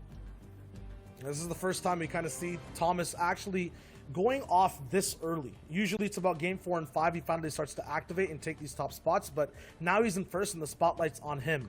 Past that though, 11th place down to 20th, Robbie, Slender, Milan, Dango, Handy, Quickho, Diablo, Scram, Tux, and Garrett. I'm looking at people who are just 4 points apart in total, so anything could happen in the next game between placements and eliminations to really shake up the top 20. Yeah, and don't forget that Grizzy, Garrett, aka Nate, the FNCS reigning duos champion, as well as World Cup qualifier French player. Incredibly strong there, but recently swapping over and having a little bit of an identity change. However, really solid performance so far out of the crew. But with just 2 games down, there's still plenty of Fortnite to be played. Let's swap on over here to the 3rd page. We see Shink in there, 21st, Godsent Wanky, Amp, Bitflow, Redfear, Doxy, Train, H, Garrett, Smudge, Seiko, Jetsku, Become Legend, Slicks, Wave, Janice, and Light being our top 30 right now. 10 points being that line. Getting word from Bala TW, Train H Garrett is actually Robabs. So another Garrett in the fold. Yeah. And then you have Save It all the way here at 31st. This is someone that everyone loves to follow and see. Right now, the big thing, though, to notice is that even all the way from 30th down to 40th place with Frey, it's just a 2-point difference. So once again, from game 1 to game 2, it's an entire different set of players that performed in the game. And because of this, now everyone is that much closer, shoulder to shoulder with each other, going down to top 50. I'm really curious to see exactly what the point breakdown is here. And yes, it's also just 2 points from Diego down to Jay Kramnik. It's even eliminations wise, it's so close. Yeah, and we've seen it's still traditionally holding right around that 6 to 7 point mark after 2 games. We're pretty much on pace for the 21 point mark, ending up to be the top 50. So if you're looking to guarantee your spot in heats and an opportunity at the grand finals, you need to be looking to hit that 22 point mark. And with just 4 games left, you need to start executing on your game plan, figure out exactly what you need to do, where you need to go, and how aggressive or passive you should be playing. Man, now is the time. As you've been saying, we've got 4 games left. You want to absolutely rack up as many series points at worst, but try to make the top 50 placements if possible. A big shout-outs again to Thomas HG picking up that victory royale. I believe we're going to be taking a look at some of the rotations he has made. So, Shai, I'm going to kick it over your way. Yeah, right here, we're just looking at the turning points for Thomas when it comes to playing these games on rotating. So, half and half actually had no one inside it at all when it appeared. Thomas took quick realization of that, actually using a crash pad, recycling it, and getting all the way down to low ground, being the only person there having to work up multiple mountains to win this game. You'll notice, though, at multiple points, Thomas doesn't really even get near anyone or close to getting an elimination in this half and half in the 5th circle. Because of this, he's kind of really silent. No one really knows exactly where he is. No one takes note of that shockwave launcher. But when he finally pops all the way up and off, more recycling with these crash pads are used. Once again, keeping that shockwave hidden. And right here is kind of a nice decision on, should I build or just go straight down for this elimination onto Tux? He goes for the Elam, gets more control over of an entire layer, and when he's finally up top, all that control pays off, as all 3 people are basically shoved down. No one can make it up. He's controlled everything from high to low ground, and he wraps up that game, I think, in the most effortless way possible. It's definitely effortless. We talked about the high ground control in Old Man Mountain there. If you're able to position yourself adequately and you have the shockwave launcher, it means someone else doesn't, then the only way to get up is that glider grapple gun. Nobody able to make it happen, and Thomas, of course, is more than capable of raining shots down from above and making them connect. And I'm so happy that finally it feels like these players are breathing life into today's games. Thomas, HD there, Cammy, and Squeeze. I mean, I like as well that Cammy and Thomas kind of switched, because like Cammy won first game, and then the second game placed 13, and then here comes Thomas HD placing 8th, and then gets the Victory Royale. I like this, especially with Thomas as one of those guys that's like, if he's either going to be eliminated before top 75, or he's going to make it to top 10 every time. And when you put something like Kid Shockwave in his hands, he's going to execute and make the big plays that he needs to boost himself up the leaderboard. Those are the plays you have to make, and we talk about it, just consistency, getting the eliminations, and getting into endgame. Now as we head into our halfway mark, you're going to need to do everything you can to at least get some points, get on the board, and establish yourself. You want to kind of segment the tournament out, either in terms of, okay, what does my first third look like? What does my first half look like? And what do I need to do in these next 3 games? Right now, this is a pivotal point of either putting yourself in contention for the top of the leaderboard, or knowing whether or not you just need to solidify a top 50 spot to guarantee a position in heats. Man, well, gentlemen, it is time to get back into our games. Game number 3 here of EU in the Fortnite Champion Series. Let's send it over to our casters to get us into it. Thank you so much, Zeke. The final day, we're also seeing the final hour for a lot of players trying to make it in, trying to claw their way in for these final attempts. 24 players have already clinched who are playing today. Of course, more have done that through series points. We'll try to identify who those are. I'm definitely guessing that Savin, Scully, some big names who are consistently in that point, but consistently make it past the threshold needing to actually get in. So, game 3, and there is a lot more going on down at Caddy Corner. I see 4 players in the vicinity, much to what we saw yesterday with the players who were landing there. Toos versus Thomas HD. Thomas HD has the north side, though, this time. And given the fact that we saw last game, multiple games in a row where it went to the north side kit in that case. I'll be joined by Clay in a little bit of a moment. I think he's here with me right now. What's up, man?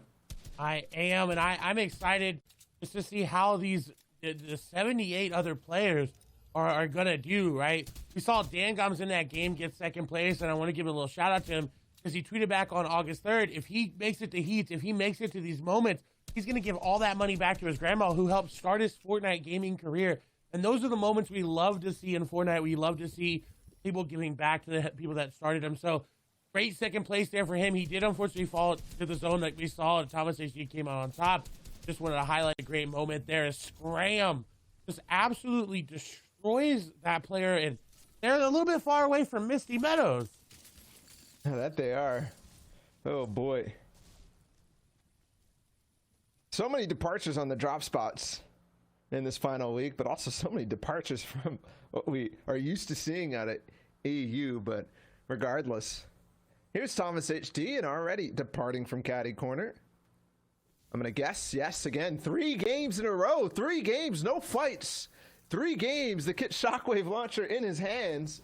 Last game was a little bit crazy, a little bit chaotic. But this time, looks like it's going to be different. Already hunting, though, and he for sure has a greater kit. No pun intended than this player right in front of him heading out of Lazy Lake already. Most likely only gotten a couple of chests, only gotten a little bit of loot. Thomas HD hunting. And that is so scary to see. So Thomas HD hunting a player. And we talked about it in game number 1. He has yet to pick up a sniper in these games. And we all know him as the best sniper in the European region.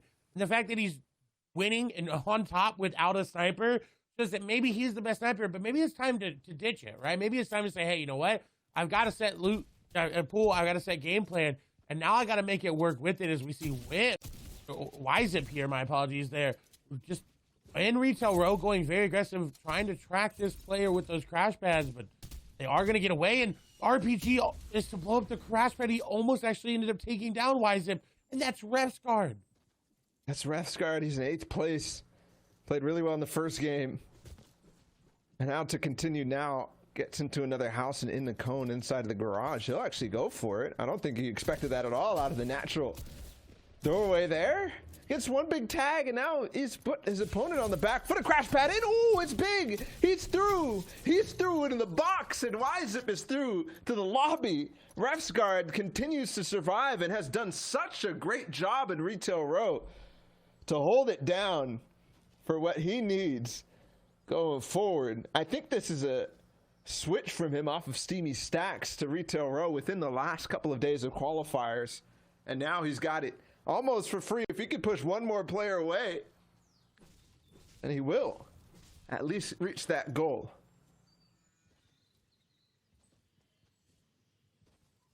On the flip side, however, Fly's 3 total points. Again, Sundown mentioned at the very beginning of the broadcast, 21 has been the point threshold for almost every single day of Europe.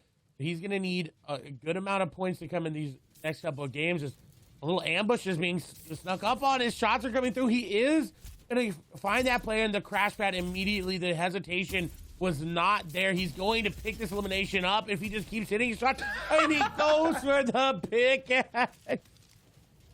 Come on. Where's the taunt? We know it's coming.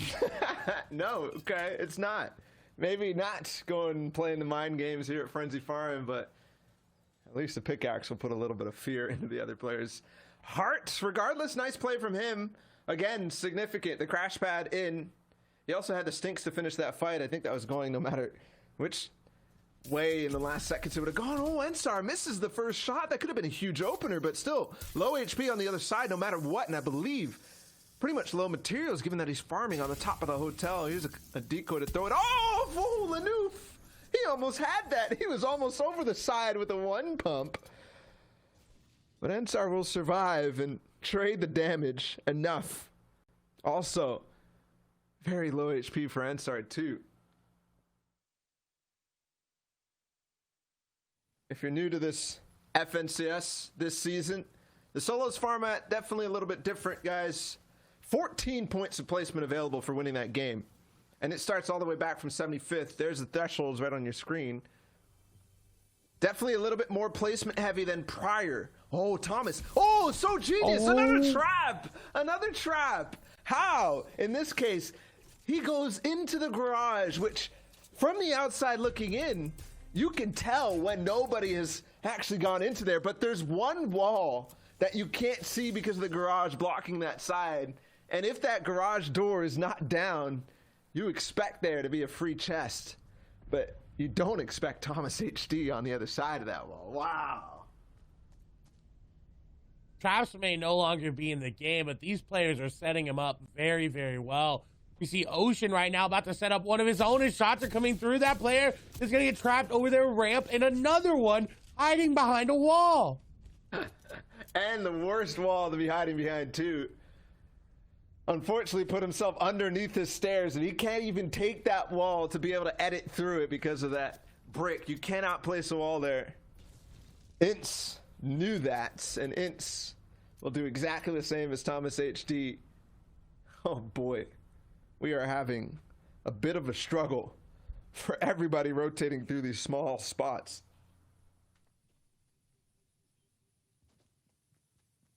Someone who does need to worry about their rotation right now is Slicks. We do hop on board here with him as he's moving up to a player. I believe they know that this player is up there, but they're also setting up an ambush. As shots come through, they are not going to connect, but this has the trouble of being Mr. Savage. I don't believe it is him, as it's going to be Spectre there, but that big chunk of damage puts the fight back into Slicks' favor. But the rotation here, everyone in the coming qualifiers in the Heat has to be worrisome about Mr. Savage rotating in, because he has been known to be in this area. He is known to rotate over to Orchard and over to Weather Station to cause some fights, as we swap over to Spectre's perspective, as the crash pads are being used by Slicks, but not able to get anything done in this site and move it towards him. This is another one of those sites we may see drawn out very, very long and very, very time-consuming, but there's players nearby. That player from Craggy coming in. It could be Chappick. It could be Savage. Slicks needs to end this as the third-party shots are now coming in. He realizes that, and now is going for the chop down. Yeah, but a lot of builds here make it difficult to reset. Definitely a viable tactic, but when it's connected by so much, it's often used as a kind of just changing the information that the other player has, right? A misinformation play in a sense. Saying, oh, I'm chopping down. You can hear my pickaxe sound. Please come down. And then when he does, he retakes the height. That's the exact situation. And as that fight ended, Chapix actually took down Mr. Savage. So a very, very, very back and forth battle there, which we can only assume is happening in Craggy. But if Chapix is able to establish dominance over Craggy and make it to the heats and make it to these finals, it'll kind of stunt Mr. Savage and what he wants to do in his rotations and keep him from being where he wants to be in the game. As Tux taking a lot of damage now on your screen, he's got the potential to turn this back. But what's worrisome about Tux is he doesn't have any HP in his inventory. He's got no heals, no shields, no slurpfish, nothing to work with there. The crash pads are there, but if he gets into an engagement that's prolonged, or if his shields gets tagged off by a sniper rifle, Tux has got to make a play to get some elims, as the crash pad's actually going to be used aggressively there from Tux. And that's going to be a nice beam there from him, as Jetsku is just absolutely on the back foot as Tux going aggressive. The crash pads will more than likely be used to close the distance there. Tux, though, down to no HP, no shield as well, but he's going to be able to get Jetsku the damage already dealt, putting the fight back into his favor. And now look at the loot that he's got. A very, very, very big step up for him. That it is. Most importantly on HP, right back into it. Slightly more stacked this game, but certainly still feeling the aggressiveness. Scram in a bush, also setting a trap. Squeeze is near. That's dangerous. We have notifications, I think for the first time today. But most likely not even going to be an impact, given how there's 3 players I could see down in the south, right past the bridge, who were engaged for a brief moment. Squeeze making the rotate. Oh, he's actually worried about the surge. He's actually going to go straight towards this box, and I think players know. At least one from range spots it. I don't think that these guys did, though. And they'll have to box up and give up the jig, though.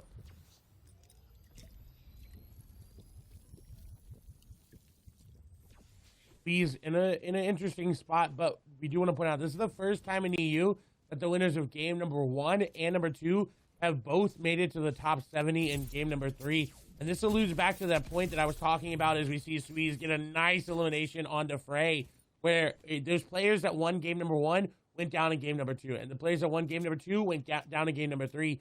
It's the same sort of stat, but just put into different wording there for y'all, because it's so monumental. If these players are winning these games and they're going back to back in great games and they go down in the finals, it doesn't look good for them.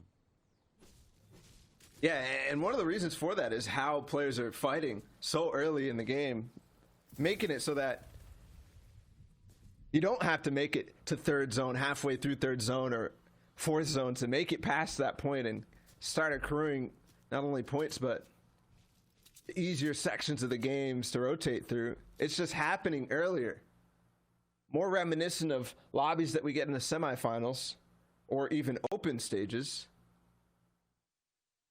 where it might be easier to make it to the later stage of the game, but surviving at that late stage of the game is often troublesome because you never know when Mr. Savage is going to drop in your backs, or any random player who's playing today.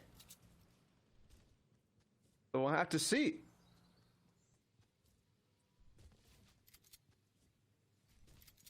And Tuck's one of those players that's able to do that with the crash pads. We've kind of highlighted them. There was a segment on I think day number 2 there that Shio and Sundown put together, because they're so useful at getting into boxes, and Tux didn't even use them there. He just walked into Kura's box like Kura was just sitting there waiting for him, and Tux said, you know what, you're waiting for me, but in reality, I knew you were there, and I wanted that elimination.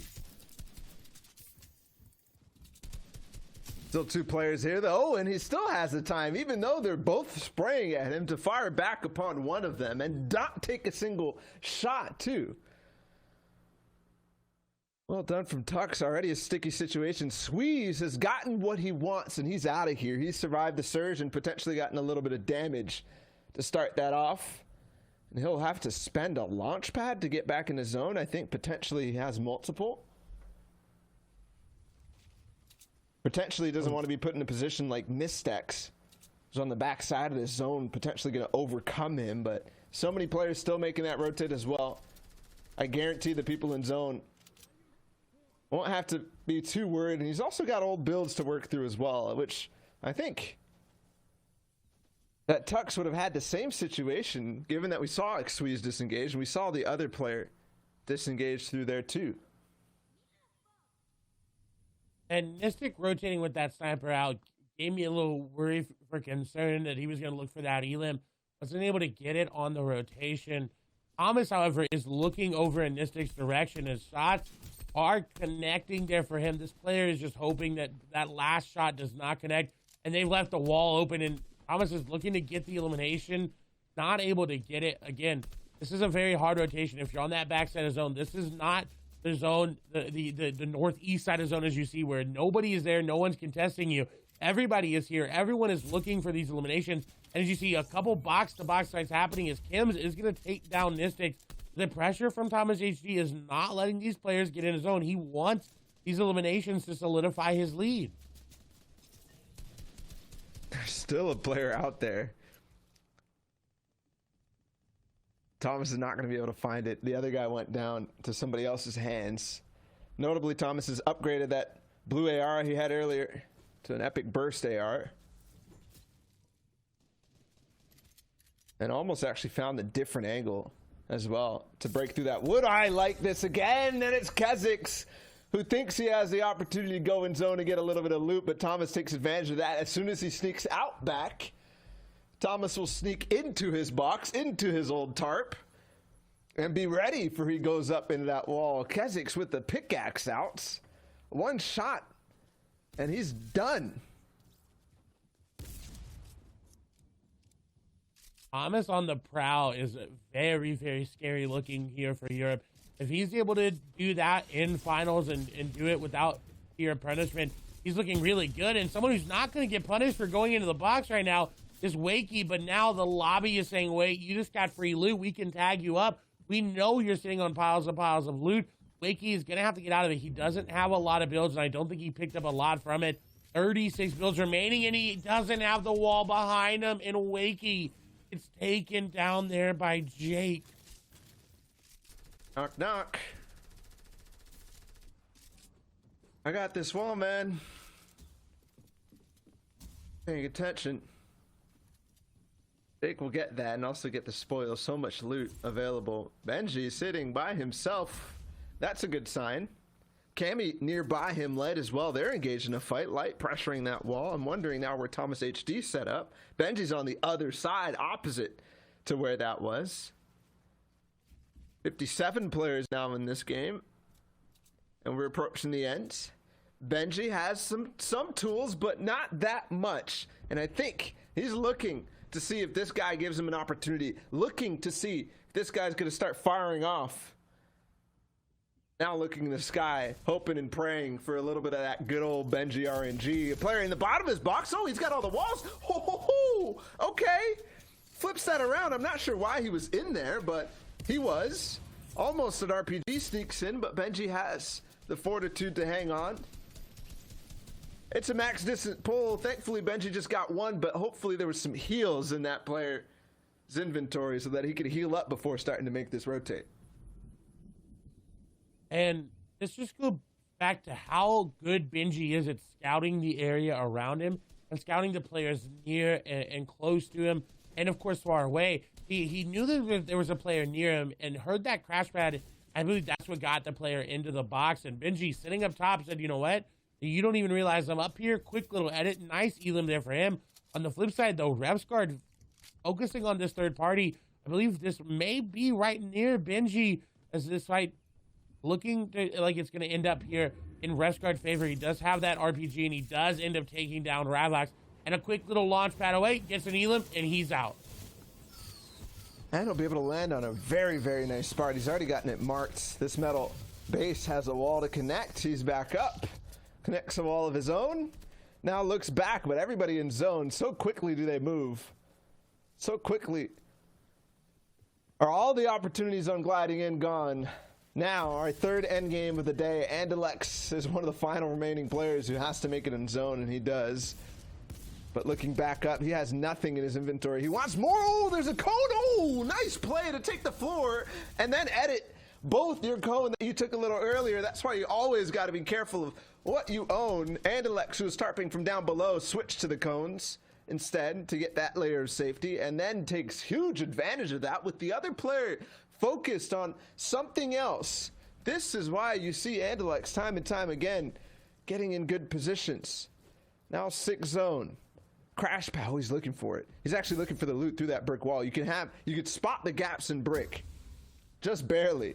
Even if it's not yours, there's holes in that brick where people who laid it did not leave all the pace. Regardless, he spots the loot. There's nothing for him to actually go for. He thought that there potentially was more mobility, more mats, but nothing. And he desperately needed more ammo. It was only on 6 AR. Really needed to find something. Slender, however, in a very good spot to pick up elimination onto a player in the backside. He is going to go for the flopper play this time around. He does have the crash pad nearby, but with it going down the way he went, he needs to get back up the mountain. He will get the elimination onto Jake, so the siphon does come through as well. He's going to look at to pick up another one, and that's going to be a nice elim there onto Quick How. And Slender operating the backside of zone very, very well and effectively as crash pads are now coming through. He's going to look to play front side of zone. That he is, and more crash pads will get him way up there, and there he is into zone. Swee's still up in this game. He's got an elim. Slender, who we saw in game number 2 with a couple of RPG shots to make things work. It's Thomas HD on height. Not unexpected at all, but I'm wondering, does he have the materials to actually hold? Game 2, that was an issue for him. He still made it work. Game 1, he made it to the top 10, probably in a situation just like this, but running out of materials. So how does this one go? Potentially in the exact same direction. Flies getting so close to that front of zone again. No more crash pads to use, and he's going to go down onto ultimate low and potentially play floppers to get through. Somebody's firing upon him. No! Flies, how do you make it out of this one? And it looks like floppers are going to be where he gets out of it.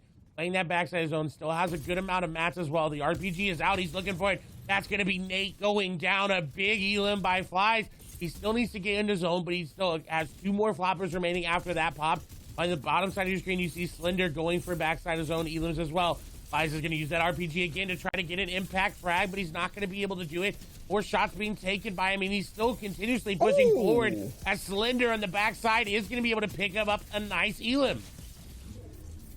And more loot falling into him. Thankfully, he just got a refresh so he can box it up and get more. Back up to 61. Builds another player in the box. Oh, he gets taken out. That's Revscard, who was in 8th place. Slender might now start to overtake him. We've got Benji in the game. We've got Link and Thomas HD still holding on to height.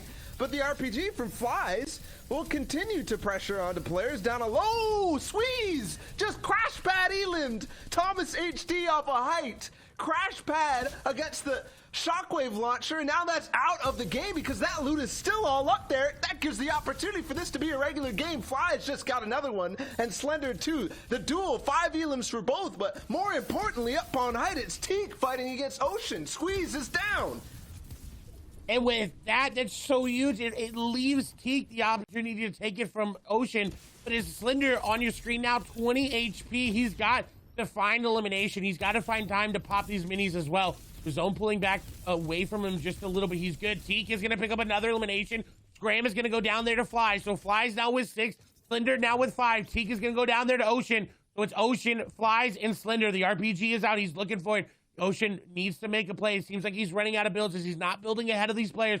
He's looking for anything, but reminder, no kit shockwave launcher. RPG coming out there with the crash pad, a little stylish there. Shots coming through, Slender trying to connect, but the shockwave launcher is in place. Someone actually grabbed it, Flies going down, but Slender goes back to pick up 2 eliminations and the victory royale. I don't know where the shockwave launcher came. I thought it was out of the game. Potentially somebody went in the zone to pick it up. Oh my goodness. What a finish there in the final moments. The back-to-back elims, even after having a crazy mid-game roll through. That was impressive. And we'll need a little bit of breather. Game 4 is coming up after this, and we got the analysts to get breakout, more action. My, oh my, Slender picking up the victory royale, chaining together 7 eliminations, getting 21 points off that game. Shy, I believe he was in like 15th place. And now, with this game, he's going to find himself pretty high up those standings. Yeah, I mean, in terms of the top 5, a new challenger approaches, and his moveset is looking spicy. I'm not going to lie, Slender was basically sleeping, I guess, and finally woke up for this game. And against RPGs, against all odds, just won every fight, and then ended up winning the game. And I think the key there at the end was getting that siphon right on the second to last guy, allowing him to chain those 2 eliminations together. We talk about the end game, how it comes down to reaction time, practice, and being in those scenarios. A lot of players might panic in that situation, being down at 10 HP, but he was able to turn that one around. We can see now that will rocket him up to second place with the victory royale and 11 eliminations, 37 points for him. Thomas HD, though, still holding out that top spot at 39. MCS X Squeezy RR 12 Elims 35 points. Cammy FN with the victory royale we saw earlier at 28, and then Ref's Guard still matched with him, 10 eliminations, 28 points will be our top 5. And again, mad props to Thomas HD. Clay actually talked about it during the broadcast. A lot of times you see players pick up the victory royale and then they can't quite translate that in the next game. Thomas, though, says, hold on, everybody. Watch me hit top 15. Watch me make the plays, and that is why he's holding down that spot. Hold on are the 2 operating words for, I think, everyone in the top 20 and the top 30 right now. People like Ocean Ince are moving straight through. People like Slender are now taking spots in the top 5. But everyone else, like we saw on the last page, Savid was in 11th. He's still there. Link is also still here, 23rd. Milan is staying on this page, trying not to get overtaken by all these new guys in game number 3, trying to find their spot in the top 50. And that's what they're looking for right now. You can see Teak also being able to push himself up, one of those 6-time qualifier. Oceans, as you talked about, pushing himself with a decent performance, going up to 16 points as well. However, top 50 is the line we're talking about today. A lot of the players who you've seen have either already qualified or gotten enough series points to go through, but a number of them have not, and will be looking to cement themselves and give an opportunity to play in the heats and potentially the grand finals next weekend. As we see 31st to 40th, we have P90, Hycris, Yinks, Wakey, Diablo, Nate, Benji, Light also rounding out that page, and then some notable names on the next one. We have Shinken, Diego, GB, 2 World Cup qualified players. Jams and Kura also playing pretty well so far today. Jams shout out with 0 eliminations so far, but the placement points racking it up. Yep, and this is where we're at, 10 points in total. That's the kind of barrier to hit if you want to be allowed to play with the 50 big boys in Europe. I want to see who else is going to enter and who can't hold on.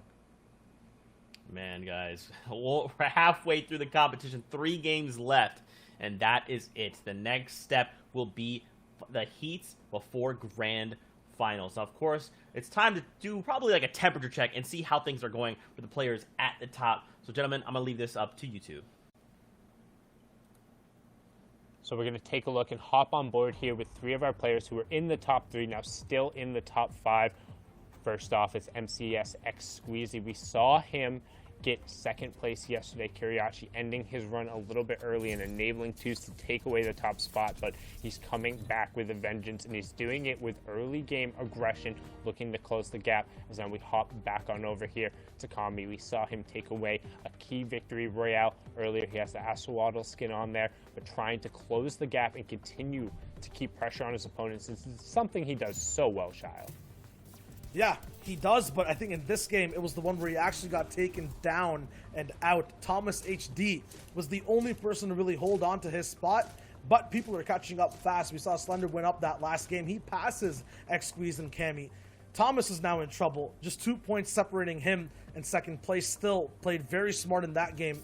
Got some clutch eliminations. You saw the trap he kind of set up right there for that chest. It's been happening all across the world in every region, but he makes it look the best right now from what we're seeing today. Has the shockwave launcher and all opportunities to end up winning this game, and got a few clutch picks. Unfortunately, though, did not actually get to see the super ending for the game, but still so many close calls for him that he ended up getting nice shots all the way around, controlling every vertical kind of position and being able to hit headshots on every single person he's diving down from with his charge shotgun.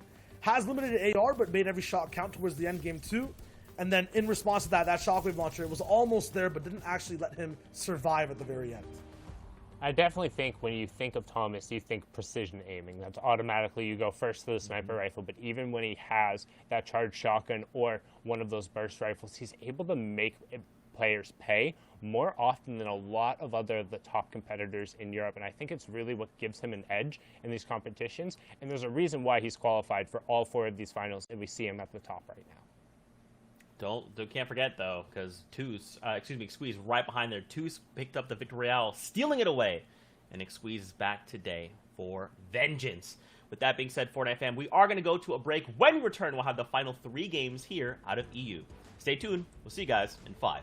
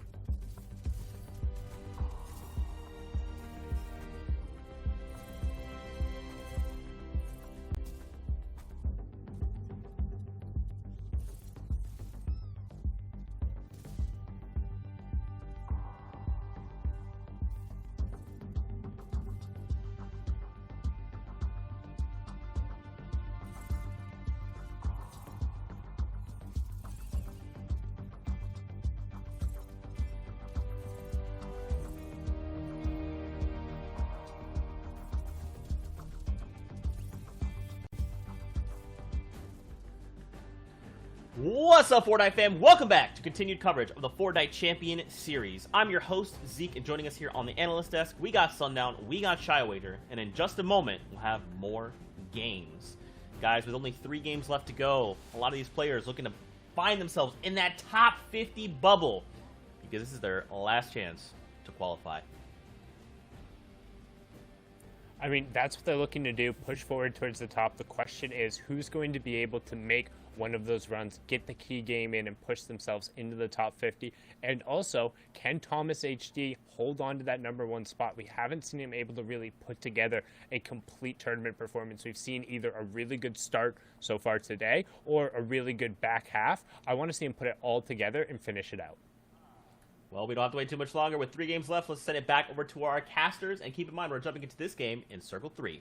Bala, Clay, let's get into it. Past the halfway mark and also potentially past the halfway mark in this game. We're catching up to what is live and catching up to all the action in this. This is going to be interesting, Clay, because always in these solo qualifying days, the halfway or the action heats up past the halfway mark. We get closer and closer to finding our winner, but the standings also get even closer. And I'm not expecting anything else from Europe. I'm expecting action-packed plays to the very, very end. Mention how close it is. It's close to the top, but it's also close at the bottom, right? It's within a point for that qualification spot there. 9 points right now was sitting in, coming in. So everybody that's around there that you see has a chance to qualify. Again, it's going to be 21 points. Around there is what we're projecting for that qualification at the end of these 6 games. So people like Slender, while they're at the top, absolutely dominating, they are for sure qualified. So you got to keep your eye on that number right there. If they're up there in the top, they're making it, but it's also at the bottom as well. We also have a replay coming in to just kind of break down what happened early in the game. As again, we hopped in pretty early. Now, this is Thomas HD. We know he's in the lead right now. We know he's #1, but dropping a caddy this time is actually going to be contested by 2 different players. He does only have that common tactical shotgun, and that player ended up having shields, but unfortunately, he is going to fall to Dietrich.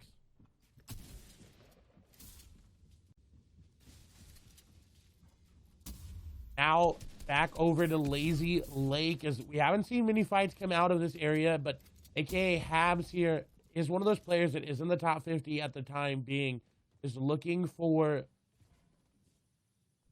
this elimination there on to Keswick. It actually looks like Keswick is looking for the elim there on to Habs as the disengage comes through, but Habs is disengaging right into another player. Doxy to be on the top, and I think Habs actually managed to squeak out underneath both of those players. As you see, over the top of them, Habs does have crash pads, and both players now are on top of each other. And Habs can disengage. He can go away, but Keswick has not forgotten. Keswick says, you know what? I know you're in this box. I know you're here. I'm looking for this elimination, and I'm not going to let you get away. Flopper there for Habs in case he takes any damage, but not having any shields to start with and no shields in the inventory is looking very, very worse for wear.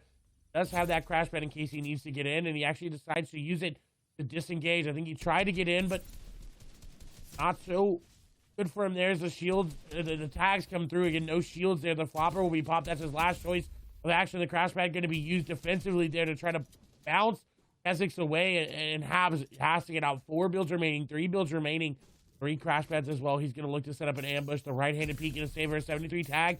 It could be moving this back over. Crash pad in. He's going to go aggressive. The shot going to come through, and he takes down Keswick. That's going to be the elimination while he played the back foot the entire time. He does end up coming out on top as we see Hardfine take down a player in the feed as well. We'll now swap over to the zone as Kaspera, a player we have not seen much of these qualifiers, is looking all right. He is on pace to get a couple points behind from that top 50 right now, but with 3 games to go, he needs to set a course for that top 21 points. And top 50 go through to the Heats as he's looking to heal up inside of the zone. We'll see if he does end up finding anybody outside as well. He's got that sniper in his inventory to try to look for any sort of snipe there that reminiscence of Thomas HD. The player isn't pleasant. Still players he has to get through. Potentially, like you said, the snipe, but it just barely misses. Now potentially needs to go even farther wide, farther left. Kaspersa almost makes an impact, but not quite. We're off over towards the bridge. And definitely a lot more players outside of zone, even than we saw in game number 2. We're almost there, past the halfway mark, and players are playing even looser. 76, Surge might be still active, and we saw that be very, very critical. I mean, we saw Sweeze have to dive in a box with players like Refsguard on the backside of it. Here's another snipe there. Like you called, he'll find it. That's a big pickup at 1 point, but also it was the 75th mark, so 2 points for just that one elim, and also all that loot. Hopefully there's an upgrade or something that Kaspersa can get his hands on. What a big swing to get 2 points with 1 elimination. It also starts to dwindle down the number of players for Storm Surge as well. Now only 5 players need to go down, and he gets a lot of damage, so he doesn't need to worry about that. At 262 damage is looking really good on that leaderboard. And on turn Flies, who we just saw absolutely pop off in the last game, is very little early Storm Surge damage. And that's why you see him going aggressive. He's got 45 seconds to make a play, and Scully is just going to turn around and one-charge him. Oh my goodness. Sometimes that thing surprises everybody by the damage output it can have, and still another fight. There's literally 7 people within this one main house at Frenzy Farm. Scully in a very tough situation. Shaken will get him down, and all of a sudden, Scully thought he was so happy with that, so ready. Especially landing there and getting that through. That was beautiful. But unfortunately, the amount of people makes it so impossible for him to get away from the lobby focus.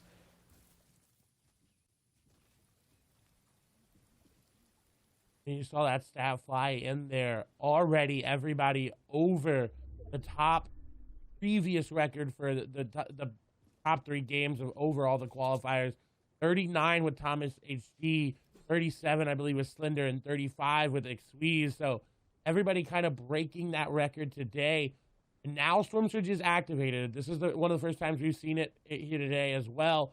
Once before, but people like Farron's are concerned a little bit, but there's only 2 players that need to go down before it turns off and deactivates.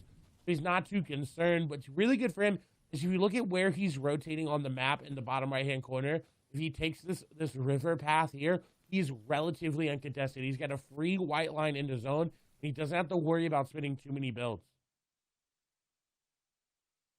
And he doesn't. Right around the corner, and potentially can even go down under the bridge. So he's not concerned at all. By the way, to add a little bit more on the stat side of things, the one thing that Clay, you talked about and was on the screen for a brief moment there, the points are top heavy. That means a lot of the top 10 have the majority of the points. What that also means is that qualifying threshold that we're used to seeing at 21, if the way that things are going continues, that threshold might be lower today. Because there is a limited amount of points overall available for the entire lobby. 1 point per elim, and then everybody in their placement thresholds and such. Which means if it's top heavy, the bottom side might not be getting those points. So it could be lower. Top 50, who knows? It could be easy for a player like Diablo, who I haven't seen quite yet in the round 3. On the final day, he could be making it in with just 16 points or 18. Right now, the pace for 50 is at 11 points. And at the halfway mark, still on pace for around 21, 22. But we'll have to see how that actually continues. And with that elimination there on to Robabs, he says, you know what? I'm going to be on pace. I'm going to keep up. As the lobby starts to move through the zones and through time, I'm going to keep getting those eliminations. That was a nice one there on to Robabs. As that format comes in, again, it is top heavy in the format as well. When you start to get to the top of those placement thresholds, you do get more points, especially for that Victory Royale. 14 points overall for it. So every elim is going to be worth 1 point. That's why you see P9 for EP90 here. Let's have that 1 point for this game. Is sitting on 16 currently. But will again need to push themselves up more and more towards those placement in this game and the next game, and of course the final game, secure themselves a top 50 spot. This is a little bit different of a zone for these players. We haven't had this directly center zone in the map in a while. We've been playing around the mountains. This could lead to a lot of different play styles being played out. We don't have to go up and down different elevations. Frenzy Farm is relatively flat in the elevation that it's on. So people like 4EP90 who don't have a lot of mobility in the terms of launch pads, they do have some crash pads and the peppers, but those are not that recyclable there in their inventory. They've got a good chance at making it into that top 10 moment that we all want to get into. Okay, there's Slicks down in the hands of 4E Submachine Gun, I think you mean, Clay. As he goes on the side of the corn, Burst AR will make quick work of Slicks. And a lot of players up on the north side. 4E Submachine Gun might actually be able to get a lot of players on the outside of this. I'm just kidding. P90 inside of that main house still. That could have been the guy who took outs earlier. Scully, right inside of that main house. Potential for him to even grab more because there's so many people.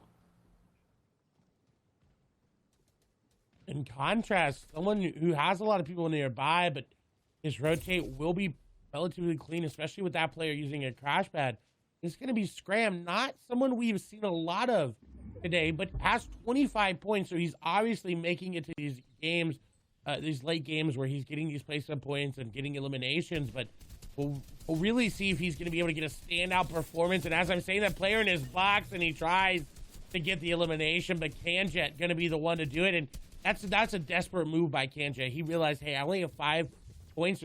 I got to get in. I've got to go aggressive. But now Milan realizes, hey, I just tagged you for shields. Your shields are gone. I'm going to keep doing what you just did there. That he will. Shields down.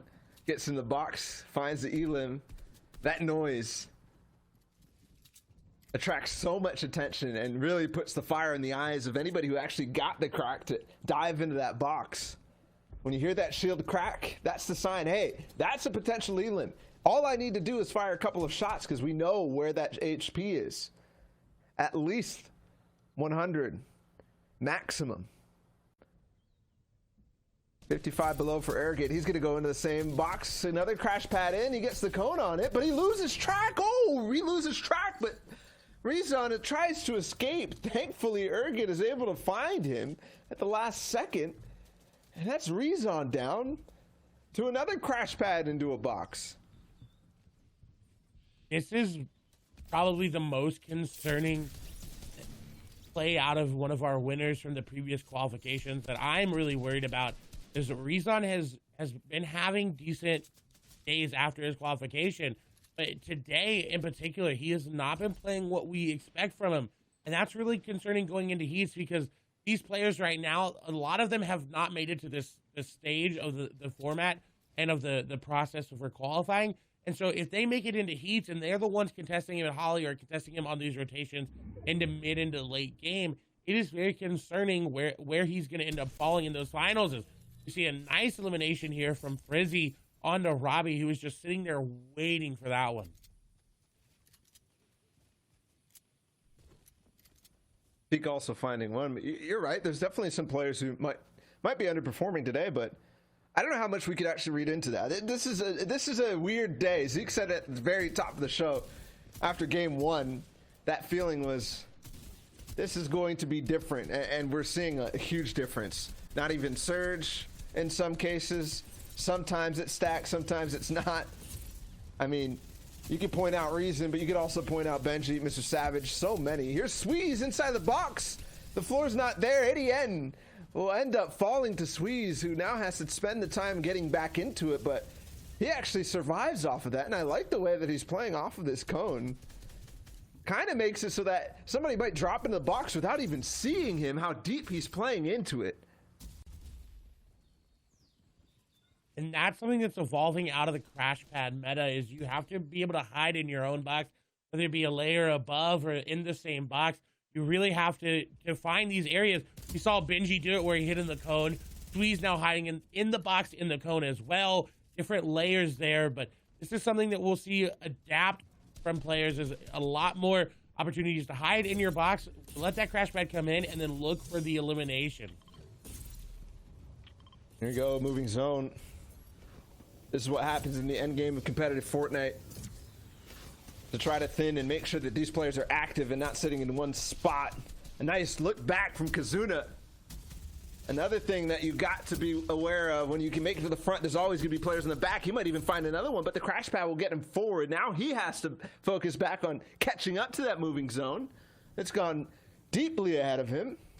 And still a lot of other players in this. Up above, it's AR Baffo. He's not in zone either, but has some mobility. And certainly the tools. There's a launch pad. He'll be able to take like a second height layer, potentially. Yes, oh, but he goes into a box. Never want what you want to do, but he'll make it work. Cammy misses the shots, and AR Baffo hits them.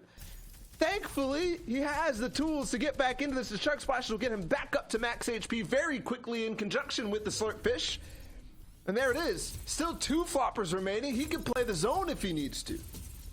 And the Chuck Splashes as well. That's exactly what he's going to do. He's going to pop a flop, look for a crash pad, which you saw, I think, 10 of them right there. As he's going to take that. But what's concerning right there in the middle of your screen is Squeeze is down to 25 effective HP. We just saw him take a lot of damage. Baffo did make it into zone pretty far ahead. Squeeze is looking really, really, really bad here. 81 effective HP. Doesn't really have a lot of mats. Doesn't have any shields to take. He just ended up taking his last one as he took a lot of damage. As he's looking for an elimination, he desperately needs this. He's got to go in, and he does. And it's on to Revscard yet again. No mats were picked up, though. Only 14 builds. But he's on to a player. Crash pads almost into his box. And he gets a big tag, but he's not able to capitalize. And the speed of this player, Squeeze, on the wall to quickly turn, make that shot, and then get the entire box to make sure he's safe. Even with the remaining mats that he has, he's making every single bit count. Another crash pad to get him in to zone. He has one more box remaining, but still charging that shotgun every time, making sure that he has something left in the tank. And then sitting quiet in his box as everybody falls. He's going to approach even more placement and potentially overtake the top spot. 45 points now, and still looking for more.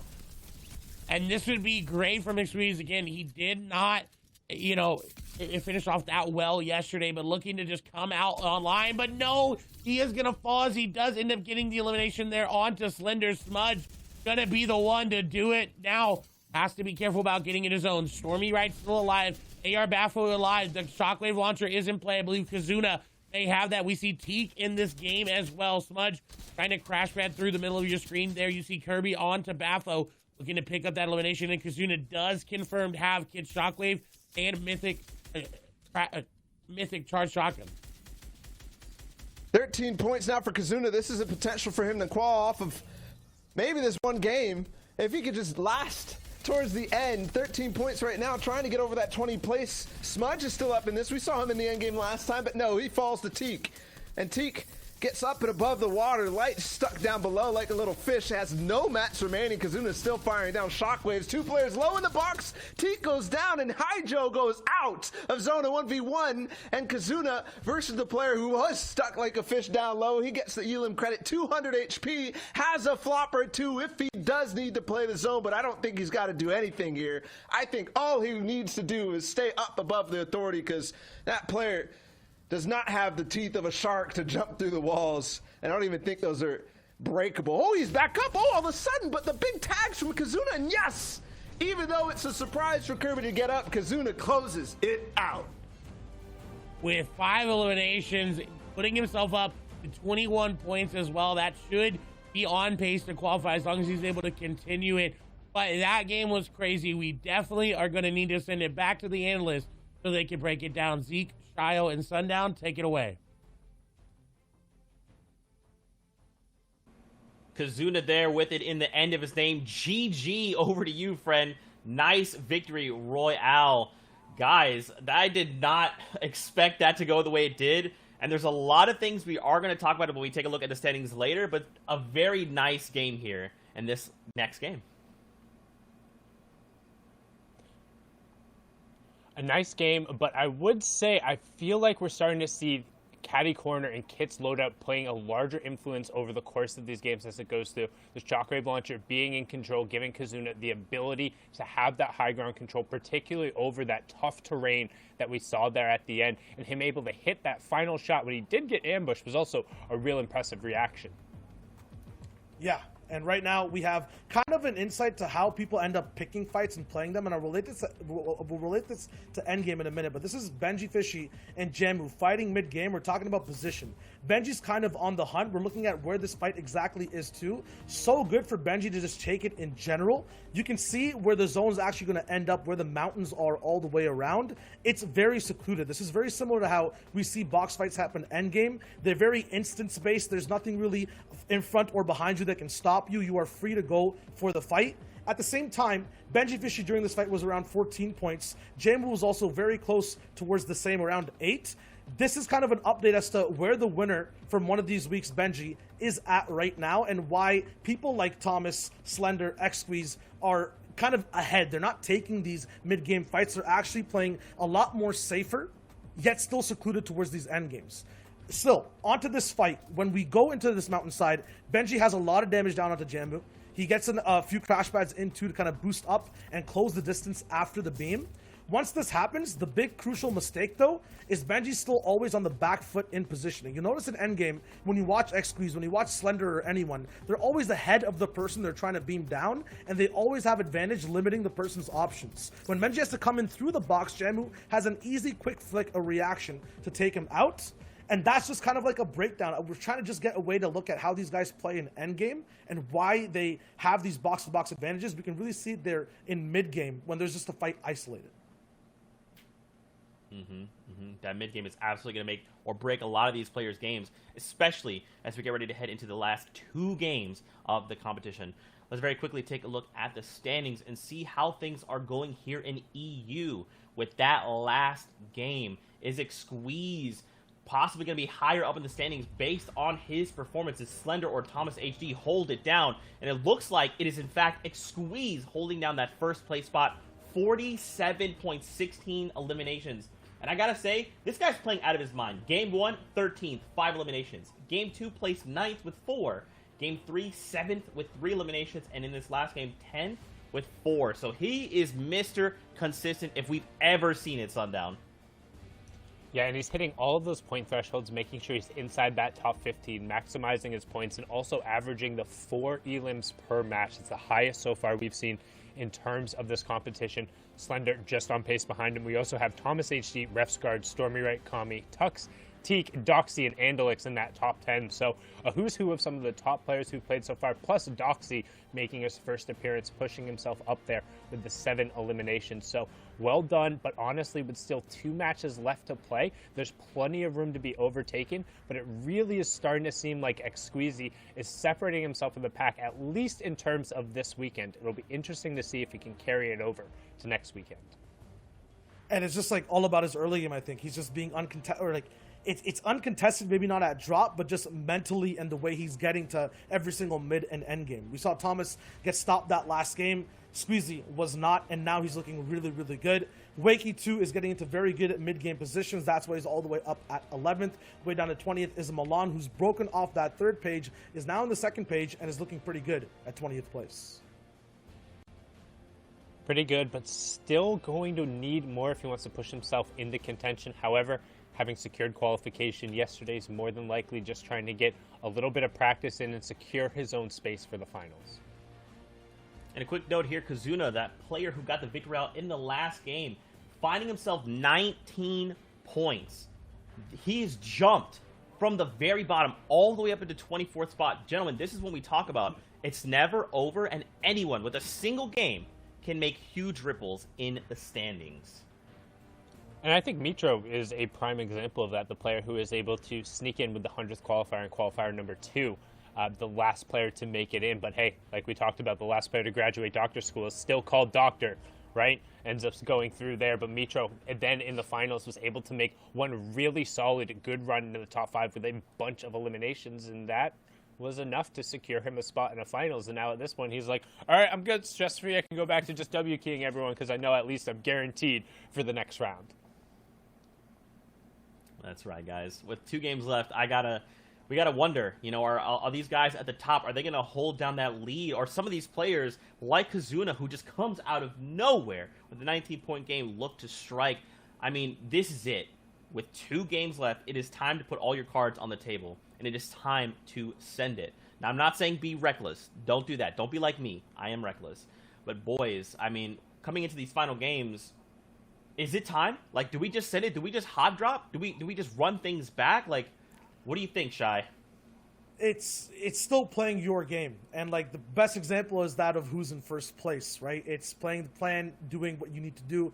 Xqueeze is looking really good in that aspect. It's just that he's undisturbed. That was the word I was looking for before, while he's doing it, right? So Thomas was the one who got kind of agitated in that position. Xqueeze is looking fine. I think Fly Z is also a player in 30th place we have to look out for making these end games. Sundown, I don't know about you, but I feel like everyone is playing well. They just need to keep on playing and not get affected. I think they just need to hold on, and it's all about looking to play for a win. You're not going to get it through elims. Well, guys, let's see how this goes. 2 games left. Balla, TW, Clay. Be our eyes in the sky, gentlemen. Take us into the next game. Game number 5 is underway, and it is shaping up to be an incredible finish at the top. But you cannot forget about that top 50 qualification spot, because it is just as tight down there as well. Yeah, and we just saw the player in the last game make it through all the way up there. We'll have to see if that continues.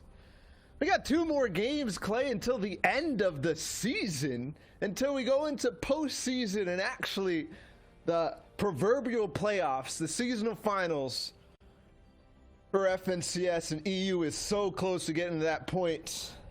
A small break through the week, but then we get there on Friday. The heats begin. The real grinds. The real fight for the top spot. Thomas HD is definitely one who's going to be in contention, especially if he continues the success he was having at Caddy Corner? Question mark? Thomas? A bit of an identity crisis? What's going on here? I think I know, but wow, he's so far. He's switched it up completely. And I love to get what you know, but I think maybe switching it up to where he may choose to drop in the finals, maybe deciding not to go caddy in the finals and go a backup, but just trying out these other drops is always good for these players because you're not going to get the practice anywhere else. The thing for Thomas, and all that might be true for sure, but speaking of this moment right here, right now, this is an opportunity to win the tournament for him. He's only, what is it, 8 points away from Xqueeze.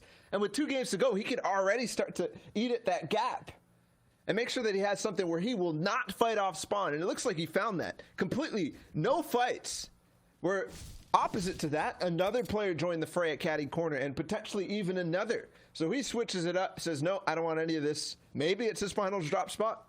But more importantly, he's thinking in the now. He's thinking he wants to win this tournament and make it one of his first weekly finals wins. In this case, the daily final wins. The issue with changing it up mid-tournament, especially if you haven't been playing it, is that you're not going to know where these players are rotating from this tournament. You may know where it works in scrims and how it works there, but in a tournament where you have open qualifiers and anybody can come from that top 3,000 and get in, you don't know how they're going to rotate, and there's a player rotating right now to him. Be on the zip line, he could go down. He already knows. It's Reason. Oh my goodness. What an important fight for Thomas HD, if it's actually going to go for Reason. Reason not looking at Thomas at all, though. He's sniping off in the distance, but I think he knows, yes, in the inside of this house, a trap awaits, and he will end up being sprung. Thomas HD going to take the first shot, but Reason blocks, and oh, the cone, oh, Reason blocks him in, oh no! Put in the blender, Reason just destroyed the entire plan, the entire focus for Thomas HD, who just sat in the lobby for 30 minutes after falling off spawn at Caddy Corner, switches it up completely. I was going to say had the time to look at the pass, but he did not expect to be put and boxed like a fish from the hands of Reason. Oh my goodness, that was quick. And that, in contrast, is really good for Reason, seeing him in these early games against players like Thomas HD, able to adapt someone new being in his rotation and able to come out on top and just looking very, very good. I was concerned, but he's kind of wavering that concern a little bit. On the backhand, Scully, one of those players that's currently outside the bubble for that top 50, but with this elimination, he's starting to inch his way up closer and closer. And Europe right now is being much more aggressive than we've seen. Yeah, we've been seeing that all day, but now 2 fights back-to-back, quick ones. Somebody who's been hunting Marauders like rabbits. There's stink bombs. No, it's actually just the Marauders. That fight already ended.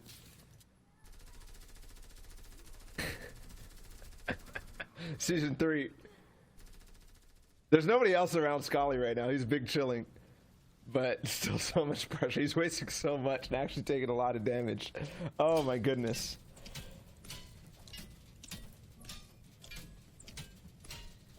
Something that did change, however, with the Joyride update is that cars are back on the map and you can farm them. You can't use them, but you can farm them. But you have to be careful, like Quicko did, to box them up. Is Quicko unfortunately going to get boxed in this awkward little area? The shots did come through onto him there. He does get tagged up pretty low there. Peach has set the trap and has activated it here. As Peach, with the control of all the walls around him, should look to get this elimination, and he does. As Quicko was very, very cautious there with farming up the car. Unfortunately, you put yourself in a very bad situation doing so. Peach for 13 points. He took out Savage earlier and a couple of other big names. He needs to get himself up higher. 7 points at least to get all the way up there. Kazakh's one of the worst days we've seen for him. But he is still continuing the same plan that he's had time and time again throughout these games, is just looking for fights. You could even see him crouching through. And he does find one in Salty on the other side. I hear a hunting rifle. I'm wondering if that's a sign that this player low in terms of stuff, but no, it's, oh no, Kirby. Kirby, who was second place last game, will go down to Kazakh's. An unfortunate position for him to be in, just like we saw Thomas HD going up against Reason. When you find these great players at these mid-game fights and you're in a position that's just uncomfortable, it's so difficult to actually fight back, and Kazakh's got his eyes on more. And uncomfortable he was. He didn't have a shotgun. The only opportunity there was that hunting rifle. And unfortunately going to miss it. Kazakh's not missing a beat here, though. He's realized he hasn't played the way he wanted to, and now going very aggressive in this early game, wanting just to push anybody that he sees. As the shots come through, Kazakh is going to crash pad in. That player going to crash pad away. He's not able to hit the second bounce, but will be able to continue to put the bullets down as the crash pad going to continue to come through. It's the crash pad fest. Who's got more? Right now, it looks like Kazakh has the wall and the cone going to be taken, and Robbie tries to crash pad out, but he will be eliminated. Okay, Kazakh's forces 2 people to go down, plus the 1 elimination that he had before we tuned in with him. And back up to max material, still looking good. 68 players now down. We're even lower than it was in game 2. At this stage of the game, second zone has not even been revealed. And to the hands of Kazakhs and other players like Scully, W King a little bit, ending up in these fights. Slender trying his best to be hidden away. He's at Holly Hedges, 45 points for him. Where to go from here? Nowhere. I think this is a good decision. We're not seeing the storm fights that we saw necessarily in game 2 because people are deciding and figuring out their paths and all that as we approach the end of this tournament. And what that does is it allows these spots to become so empty on the edge of zone. One player now rotating down south, trying to find himself a path that is empty like Slender, but they might run into each other. And this is the risk. This is the risk. And it's stormy, right? The player was in 5th place coming into this game, so this is a monumental fight. Second and 5th could fight, but Stormy Wright realizes that this is not a fight that he's willing to take with the way the zone is and disengages. It's 2 players who are looking for the same thing, an empty path, and they're like, hold on, you're here. You're me. You're doing the exact same thing that I'm trying to do. let's back away and continue forward. Cammy's got himself a spot on top of the movie screen up at Risky Reels. Squeeze must have been somewhere nearby. That's his drop spot, so wondering now if he's one of the players that Cammy is firing upon. And we saw in Game 6, Squeeze end up having great positional awareness. This is center, as you can see in the bottom right. That's how the zone is positioned, and we can also see the spread of how people, there's nobody by Lazy Lake, there's nobody by Holly Hedges. Stormy Right and Slender are going to have a free path for a long time as this second zone starts to close. But in terms of the Weeping Woods edge and the north side edge, there's still a lot of players. And that's good for players like Cammy who have got a line of sight over there and can throw tags that way. But the zone's still very, very big for a lot of these players. Setting up this early is part of their game plan, but it could be negative towards them as players look for those box fights that are on that cusp. As Storm Surge does become a thing into these later zones, setting up this early, you see, I would say over half of the lobby is in between Risky Reels and the Authority, as everybody is set up and waiting for endgame. They decided, you know what, enough is enough. We're not pushing any more players. We're not looking for anybody else to pick them up. We're just looking for this endgame. Looking for it, they will, but in the Authority, so many people. So many people. The Hulk right here? My man is smashing. What the? I think he... Okay. Yeah, I'm not too sure. I think a new pickaxe being introduced here. But yeah, smashing away at all this extra metal here. Something he desperately needed. Always kept on our toes here with what's being added. Dude, Clay, imagine he phases through a box with those hands as his pickaxe. Just like, rah, straight through the wall. Please, Shaken, just go box fight somebody. I really need this image to be played out.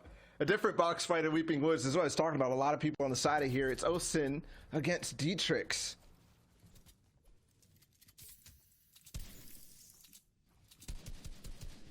We haven't really seen much of Osin today. 14 points. The Ovation Esports crew did very, very well yesterday in representing everyone. They found a lot of early elims, and they played very well for that late game. But Osin right now, 14 points, again, on the cusp. As well, I believe Diablo on the cusp as well. The storm fight is always going to happen in Europe. It seems like there's always one player that always ends up forcing a storm fight because they're down on their luck in terms of loot and in terms of shield, like Diablo is right now. He's looking for this elimination. He really needs to find this, but Osin says, you know what, you were down on your luck, and now you're down back to the lobby. And one more game for the player to actually try to qualify Diablo, unfortunately. Now looking at Osin, he's at 15 points as well, so maybe he'll get through on this game. There's Dietrix. It wasn't him, it was Diablo who was fighting on that one. I mistook the two OVA players. Wakey with 26. Potentially can push up in the top 10. He's tied for that position right now. He is going to go for the box fight. Up on the top. Ooh, the crash pad in on the backside, and there's no way you can react to that. Flixie down stuck. Already forced to crouch down low, and there's no awareness when you're that low and you have no space already to work with in the fully built metal. Wakey will blast through that with a crash pad. And here we go. The box fight I wanted. Shinkin against Link. But he doesn't even recognize that. He's looking for the path to rotate. Oh, there's a pad down below. Yes, for free. Don't get beamed now.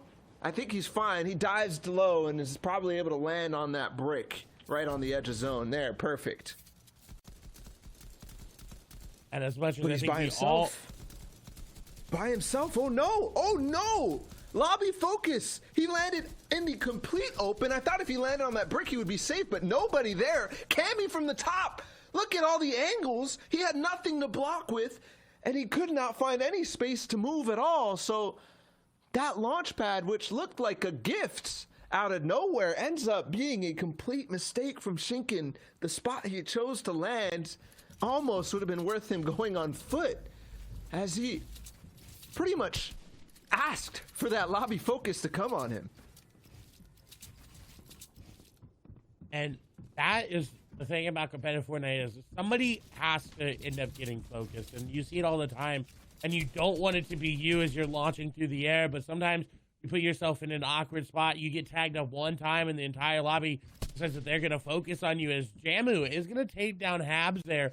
Again, Jamu on that cusp, on pace for that 21 points, is going to be a number you hear a lot in the next couple of games, because that's what everybody's looking for. They've seen the trend over the past 3 days, and Jamu knows he's just able to get to that and play his game. He should be cruising to a top 50 qualification. And he should.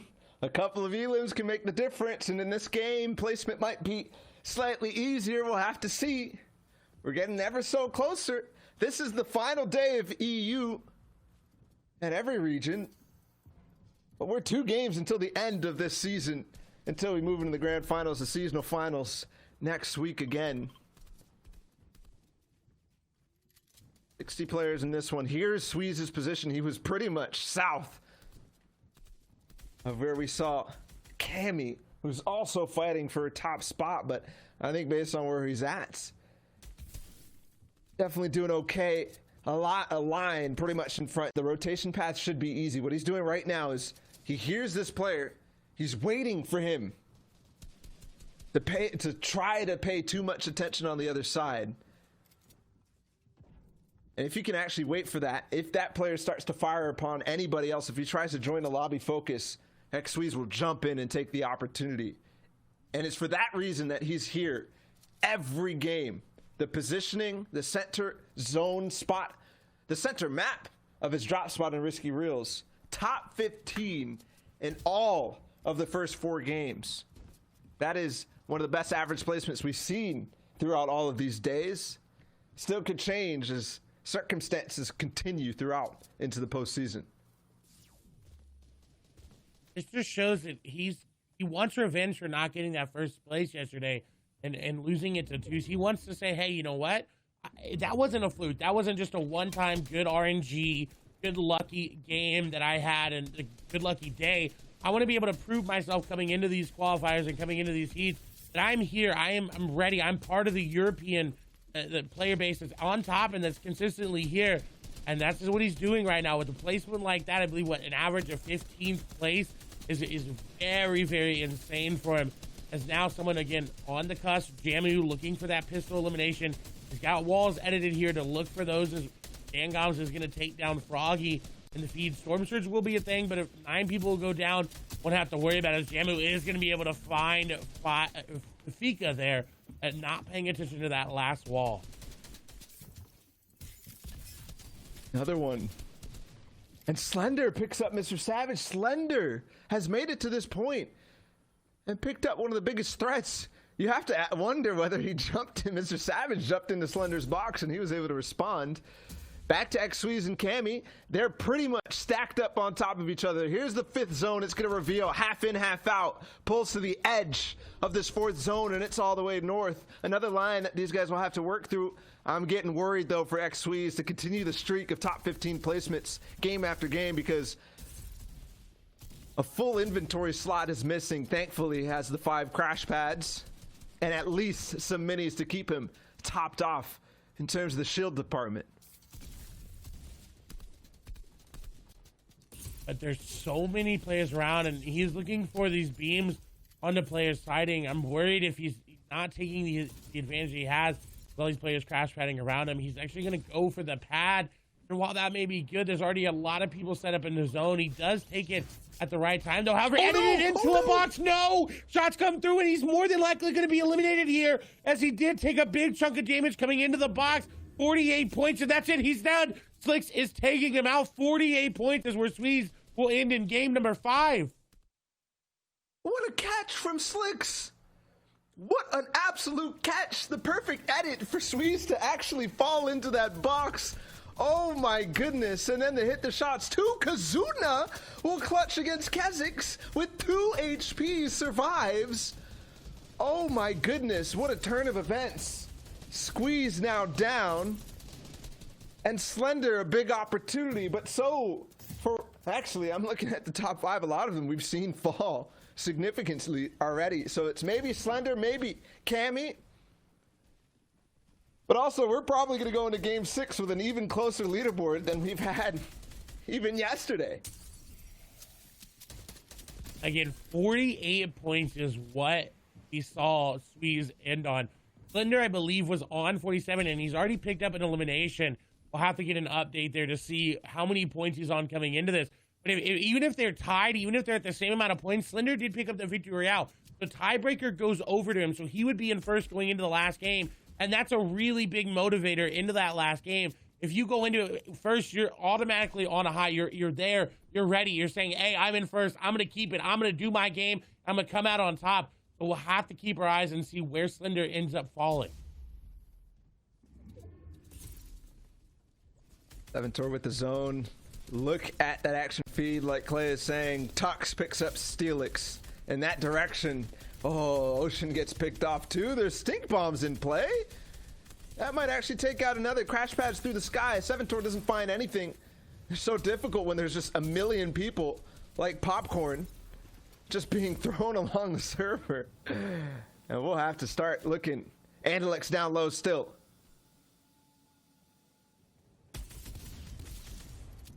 And in the middle of your screen, you did see Slender. There's about 75 effective HP after popping some minis. He was pretty low on that white HP. On the other hand, Light, not low at all in anything. He's got a lot to work with, a lot of mobility, a lot of mats as well for this stage of the game. As the Frey going down, Edit going to come through. That's going to be on to Cammy. I believe a little quick shot there from Light, and this could be what he needs to put himself toward the top.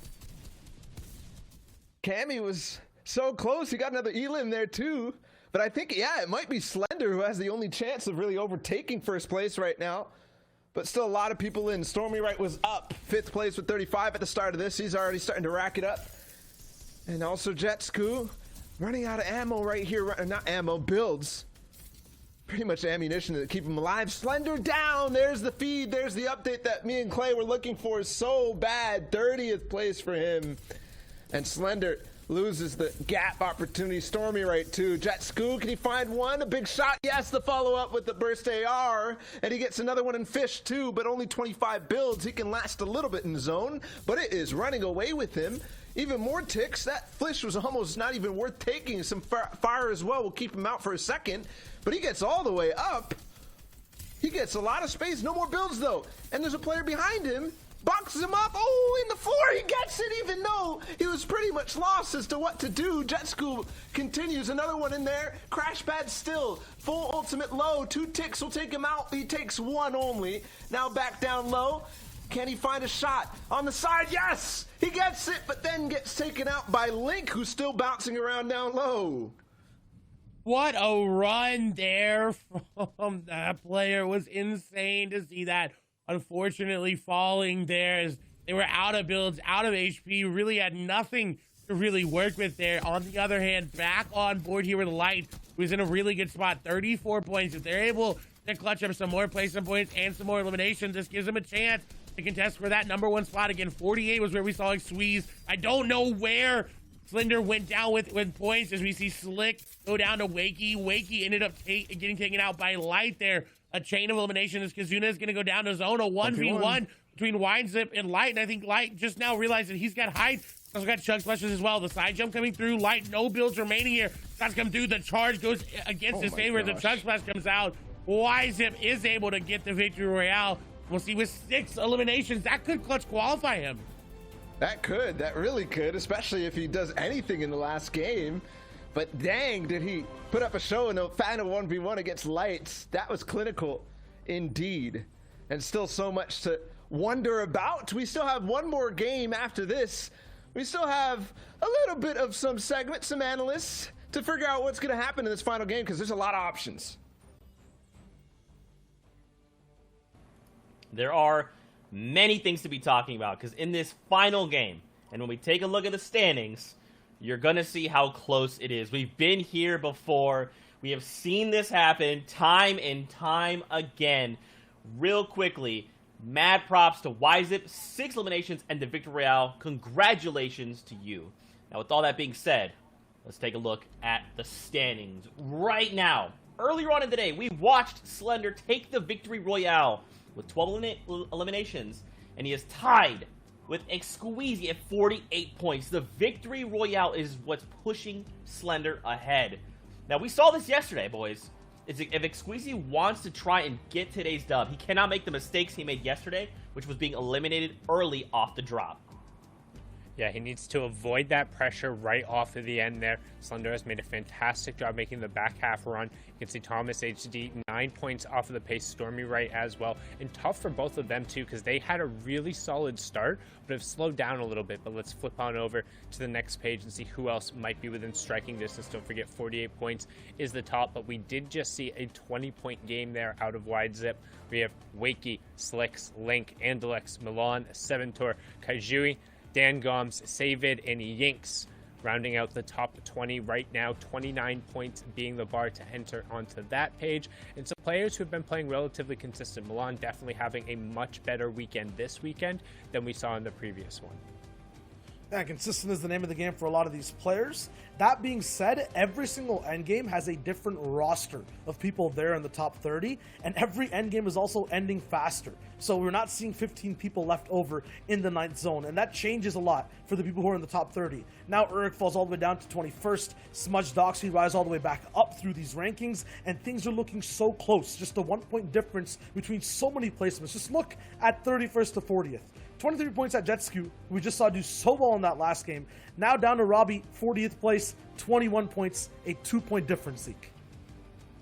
Man, and there, look at that. YZip finding himself, as Clay said, that run that he needed to find himself in a qualification, putting him up into 34th. Of course, take a look here. Wave ETQ, 50th place, 19 points. 21 has been that threshold as far as we have seen for the last weeks of competition, or 3 days, if you will. So it looks like we are on track with that, with 1 game left, guys. I mean, now it's time. It has to be. I mean, I want to believe in my heart of hearts that people are going to just hold on. They're going to say, look, I have to play for as high placement as possible. If I could literally just pick up 1 elimination along the way, and I could just place at least.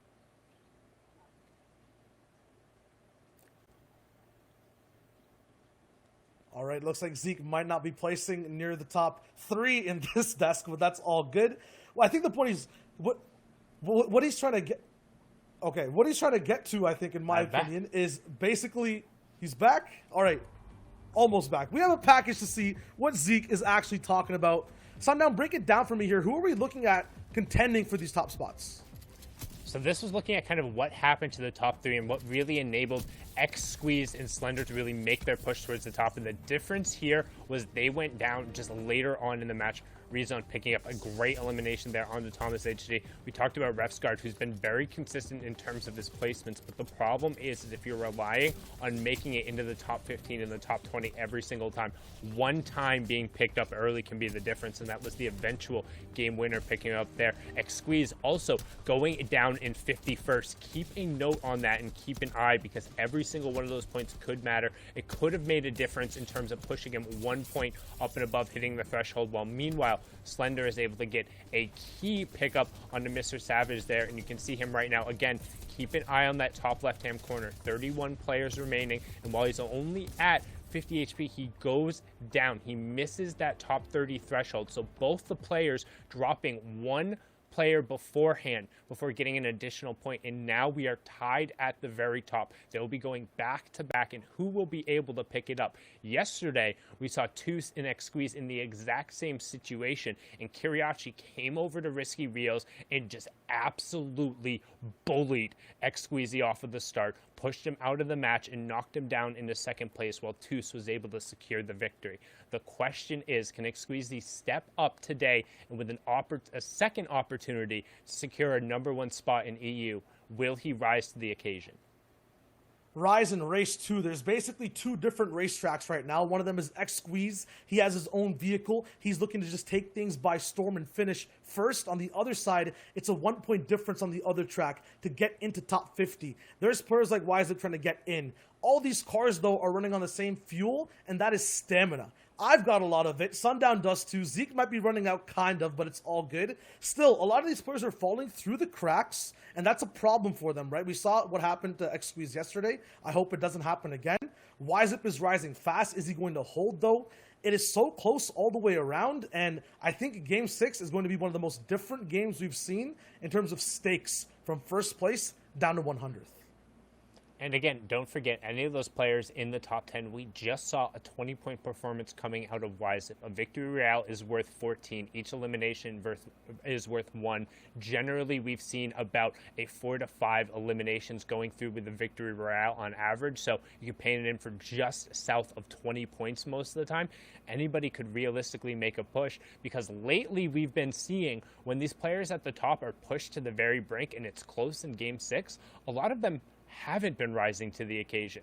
With the exception of Benji and Noah Riley going back-to-back in the very qualifier number 2, there hasn't been instances where the top players have really grabbed the reins in the final moments and pushed themselves over the top. But this is it. We're going in the final game of EU, match number 6. We cannot be more excited. Let's see what goes down and who takes it away in the battle between Slender and X-Squeezy. To make it to Game 6, let alone to the final stage of any of these qualifiers, has been a grind, and Shayu is right, requires stamina.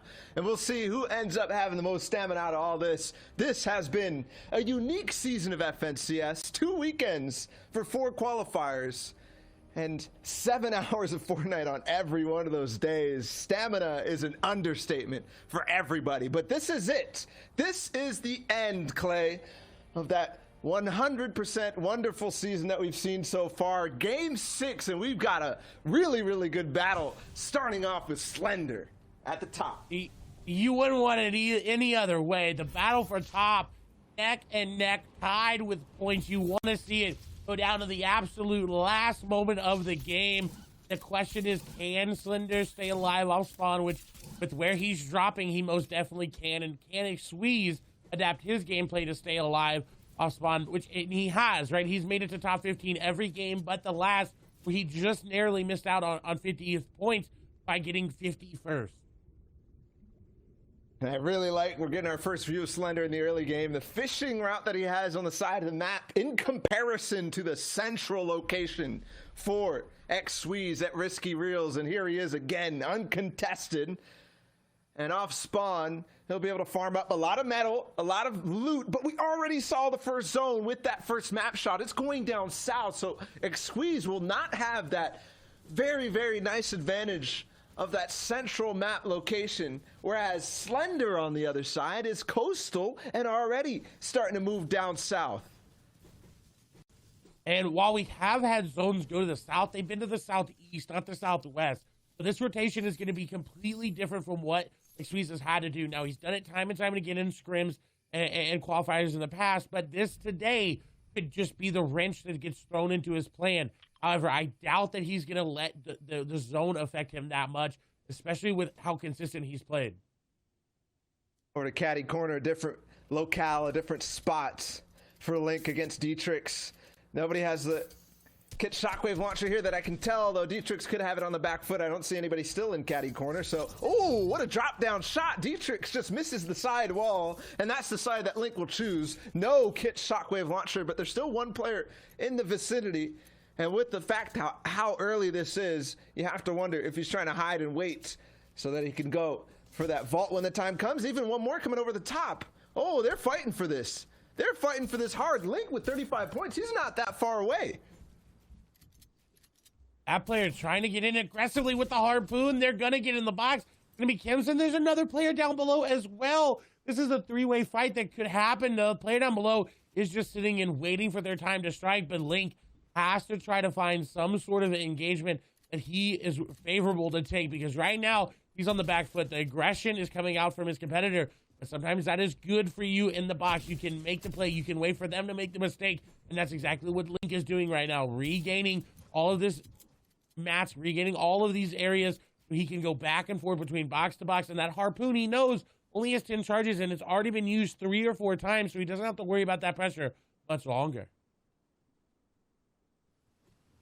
I like the fact that that top side ended up getting taken by Kim's, but he pushes the stairs reverse to cover his top. Well done. He'll survive Link a little bit longer. Still getting updates on all the top players. Stormy Right is on the same side as where we saw Slender earlier on in this, maybe a little farther north. But there's potential for these two to engage. Remember, we saw them have a brief standoff at Holly Hedges in the last game. I'm curious, too, with all the action that we saw at Caddy Corner, where is Thomas HD? Is he doing the same type of Holly Hedges play? And will he end up fighting Reason?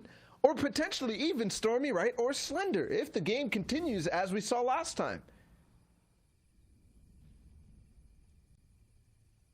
And this battle is just going to get more and more tense as we get further in, and these players are not falling. It is now Stormy Right in a spot where he needs to make a play. Rezon is very far from Holly yet again.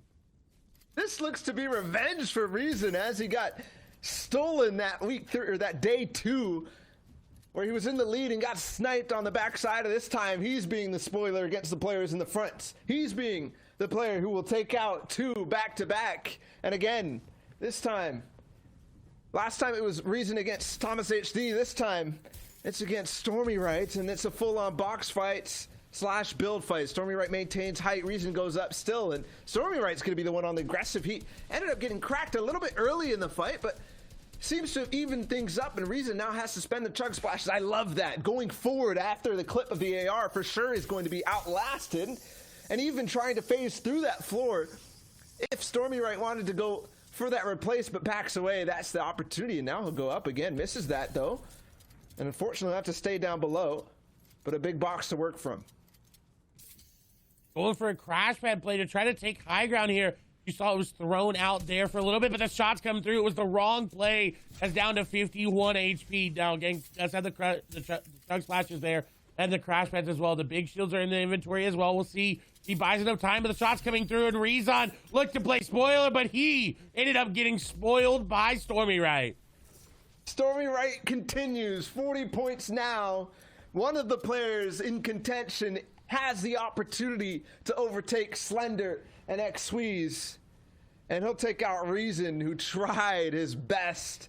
Last game he took out Thomas HD, but that only evened the score for these guys that are dueling now, Thomas HD and Stormy Right. They still have a long way to go. They were 10 points before this game started behind the top 2, who are tied, Slender and X-Squeeze. 10 points is a lot. That's a good game, especially given the fact that those other 2 will also have a chance to respond. And as we swap over to Thomas HD, this is the first time in all of the games today we have seen him with the sniper rifle. He doesn't have any spray weapon. He doesn't have anything to follow up with. But this is different. He doesn't have caddy loot as well yet again. He is off spawn in a sniper, and he's looking to line it up and almost hits a beautiful shot there. Oh, you hit it. Just not the headshot that we almost come to expect from Thomas HD whenever he fires one of these shots off. That player hopped in the river, and unfortunately it was not a fish he came out with. It was loss of HP. Scooting over to the other side of the map, Misty Meadows. This should be pretty central in the zone for Milan. Yes, it is. So that gives an idea of where Slender, where Stormy Right, and where Squeeze need to go. Thankfully, it's pushing further northwest for all of those players to have a slight advantage in the second zone, but still they need to move because far away from their original spots.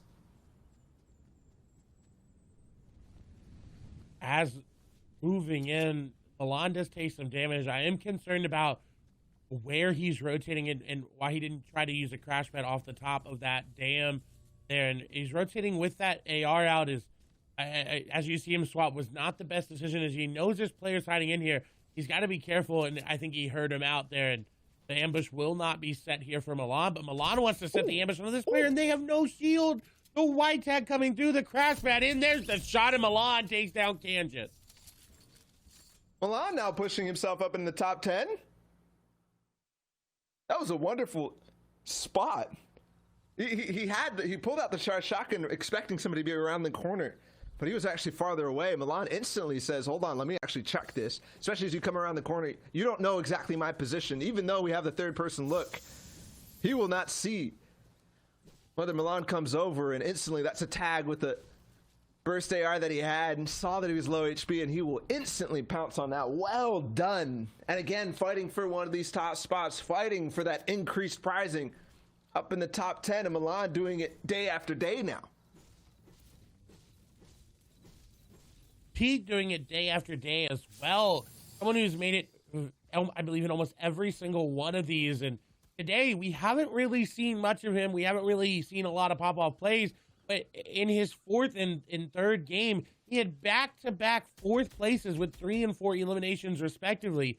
Teak consistently doing well in these qualifiers. This is very, very good going into this last game and going into heats. He is showing that consistency is definitely key.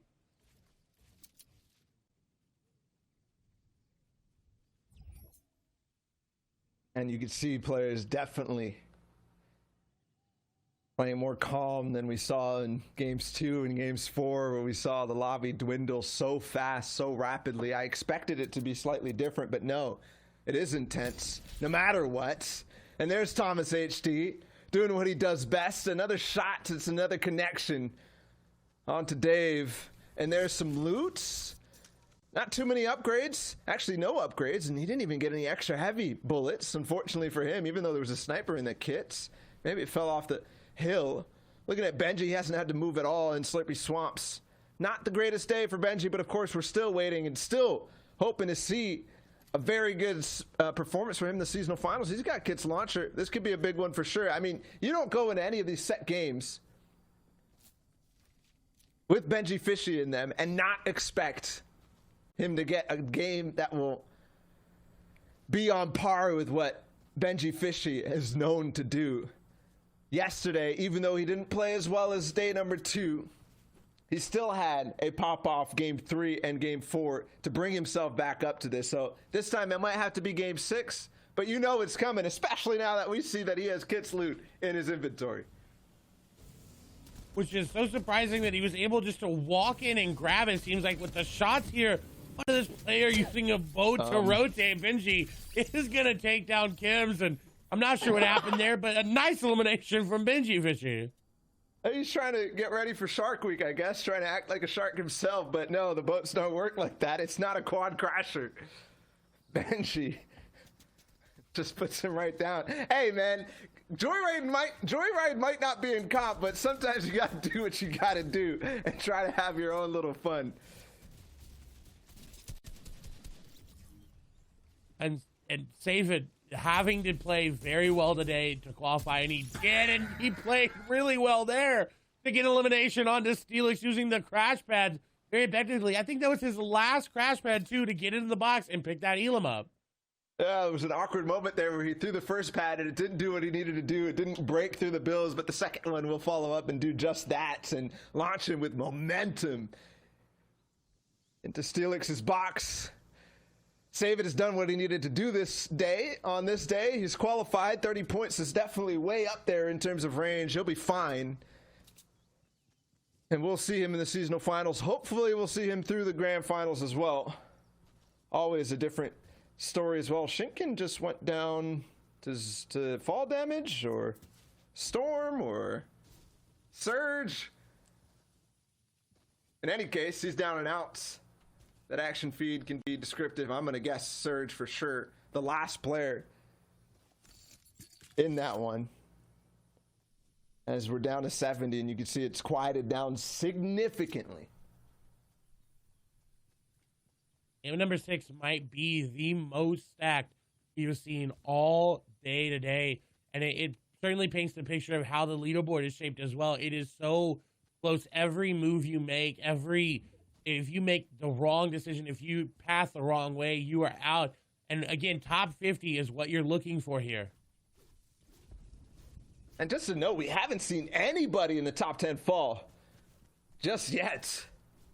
So that means it's still all up for grabs. Might be like a similar situation to what we saw in NA East yesterday in the final game, how many people were in contention to take this last game and to make it count for you. And don't forget, this is the last day. NA East, there still is one more, so if you didn't make it and didn't put your statement on everything, there was still another chance. Here in EU, this is it. Cammy will connect onto AR Bafo from range 2, multiple shots. And there was definitely some confusion on that side of that box fight. It was Cora who was fighting against there. Cammy will capitalize. And slowly inching his way higher and higher. It's a battle for first. It is also a battle for the placements down below. This is coming down to the last moments of this last game as we move over to Tux, who, again, we haven't really seen much performance-wise from him.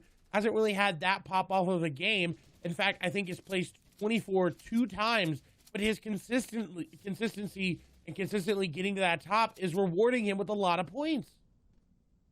That it is. Man, it feels like everybody we switch to is at the same point threshold, and we're looking at the leaderboard that's in the top 10 or tied for it. I mean, 37 points will certainly be tied maybe 5 ways, I think. Now on to Link, we saw him have the fight earlier at Caddy Corner. Definitely looking a bit more shambles, and when we say that, we mean he has no heals and running out of materials, which you need to outlast how many players are in this endgame. Link will try his best to get towards the building, get towards the Slurpy Swamp Factory, but he won't be able to. Just wood remaining, and that will be easily eaten through by Osen. And another player that needed the point. He needed to secure that top 50. Because right now it's sitting around 19 points, I believe, was going into this game. So he is safe, but he's not feeling too comfortable. So that little bit of aggression coming out, he'll probably stave it off and probably play a lot more for those upper placements. But he needed that. He needed to get back in with the map count, with the loot count that he needed. And now he can play the end game the way he wanted to. So, you know, going out at 36 points is not how we wanted to see Link go out. But unfortunately, sometimes, you know, you got to make plays when you have that cusp of the bubble pressure coming through. Both sides, north and south, so congested in this. Mr. Savage, 3 eliminations, doing what he did on day number 2. After qualifying and playing so well on day number 1, he crash pads into another box. That's Kazuna, goes down and out. 4 now for Mr. Savage, and already he's looking for his next target. Don't forget, that might be metal, but you can still crash pad in no matter what material he is. And yes, Kaspersa down. 5 now for Savage, but another one ending up joining in. Savage will heal up. And yes, he's good. A stink bomb, though, does connect. He needs to get out. It's still connecting. Still connecting. Savage, there you go. Found the space. Oh, down below him. It's Stormy Right. It's Stormy Right. And if Mr. Savage continues the style that he's been showing off with the 5 eliminations that he's gotten, he might be next on Mr. Savage's hit list of boxes to dive in with a crash pad. And that is not what you want to see nearby you. Is Mr. Savage on a rampage, be it not playing the best of his abilities today, but maybe saving it a little bit for finals, and he doesn't want to give away all of the tricks in the book. But Squeeze right here looking for an elim, and he's going to find Extracted, and that's going to put him in first by far, unless we haven't seen Slender pick up an elimination. Squeeze does take the lead right here. That he does, but just barely. Where is Slender?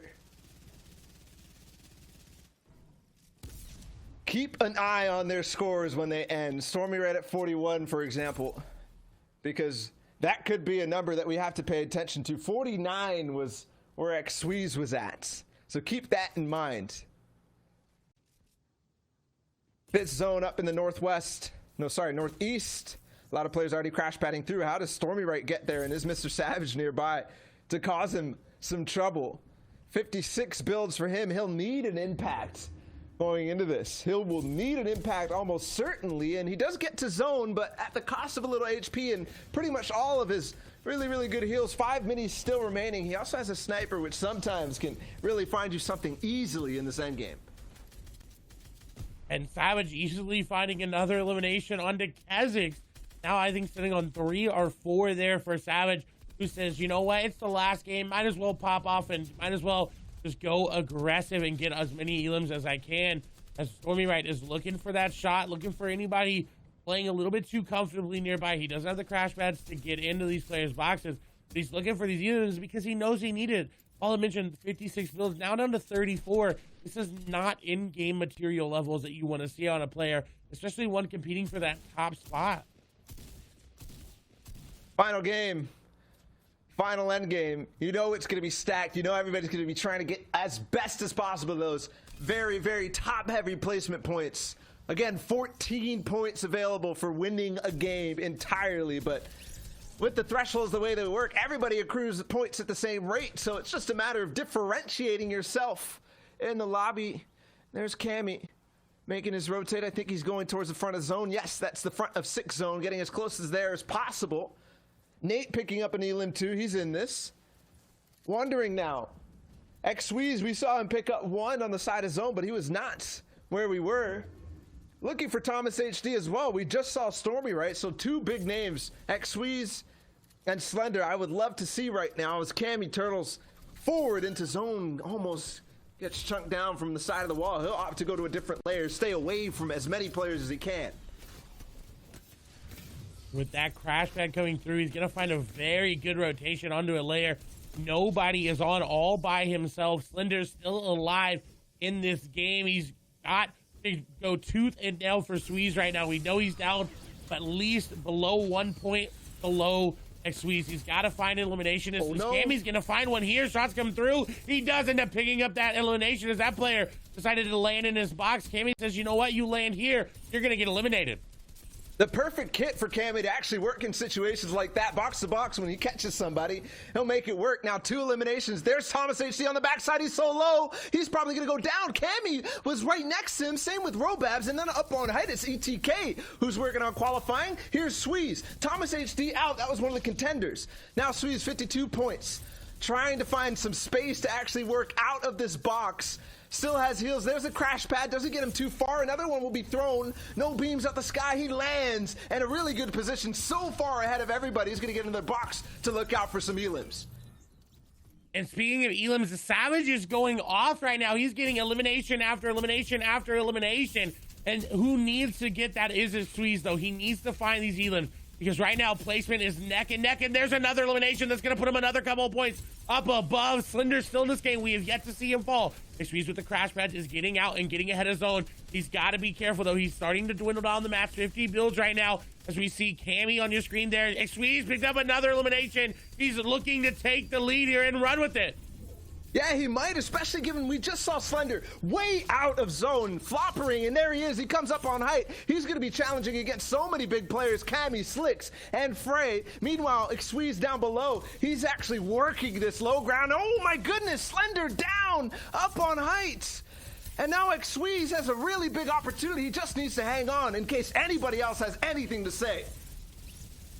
And if anybody's going to say something, it's going to be Saban, it's going to be Savage, it's going to be Snappy. It could be Cammy, because Cammy is behind. He's down by, what looks like 12 points there as he's going for high ground there. But the fact that Squeeze is still in this game means he's taking all these points and making them that much harder to overcome from all these players. He's just constantly getting to these end games. This is something we've seen another top 15 finish here from Squeeze as he's dropping on down, trying to make the best of the bad situation, running out of match. Player on the other side of the wall. He's looking for the charge shot into the end, and he is not going to find it. It's going to be stolen away. Squeeze is going to find another one. That's going to be another elimination. Number 4 for him, as he is going to fall. Unfortunately there. Cammy not going to get the elimination as well. I believe 56, 50, 60 points is where we're looking for that placement. But Cammy, I think, is just too far away to be able to do it. Savage still in this game, though. He's been running, and Cammy finds that elimination there onto Frey. Savage finds another elimination there onto Wiseman. Cammy with 49 points. He need 11 points to do it. I don't know if it's possible at this point, but he's just looking to try to get into second at this point. Maybe third. Is Shockwave going to be used. Kura going to go flying there as Milan going to take him down. Peach is going to fall there to zone. Milan going to go gets taken down there by High Chris. No, Milan's still in the game, and Savage still in the game as well.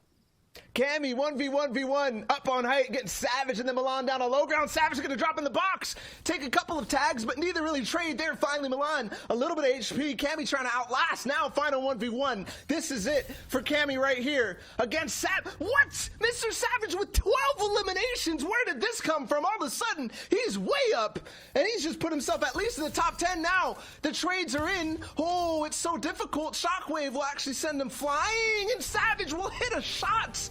Where did that come from? All of a sudden, he's down and out. Savage with 13 eliminations, 35 points for him, and he definitely stopped Cammy from overtaking anybody out that top spot. But what a game from Savage.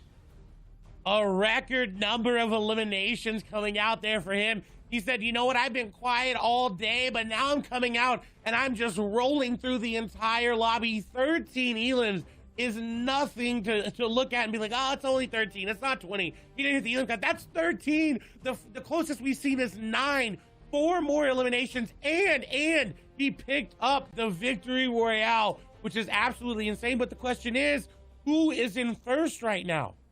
That is a big question, but I still want to go back a little bit for Mr. Savage. That was completely, we've been talking a lot about this weekend, is how when you get mid-game eliminations, when you start getting rolling, you don't end up in the placements. Mr. Savage did it again. Same thing that he did at DreamHack Anaheim. Same thing that he's done time and time again in these tournaments, in which that is a big statement ahead of seasonal finals. Somebody who we're for sure looking at taking this. But you're right. Big question. Who's in the lead? Is it Squeeze, who we saw push way up there in the final moment? Slender tried to fight for height, but was not able to find anything, and that might have cost him because Squeeze continued to outlast Clay. And we saw Cammy go down there past a Squeeze, but it wasn't enough. Was Savage taking that victory from him just enough to clutch up that moment? We'll have to see. I think the analysts are going to break it down here from us, but that's been it for me and Ball TW. I hope you guys have enjoyed the games just as much as we have, because they have been insane. That they have, Clay. Unbelievable games. Close again. And for a final day, don't forget, this was it for EU. We got NA East up next, which isn't starting in about 2 hours. They're still playing out their semifinals games. That was it for EU. And over the last 2 weekends, we've really gotten a sense of what to expect come seasonal finals. A lot of things can still change, and we've gotten previews. We saw Benji win. We saw Reason win. We saw yesterday the crazy performances out of that. But yeah, Clay, you're right. That's it from us, me, Ball TW, and Clay Staling. Analysts are going to be able to reveal who won this actual final day.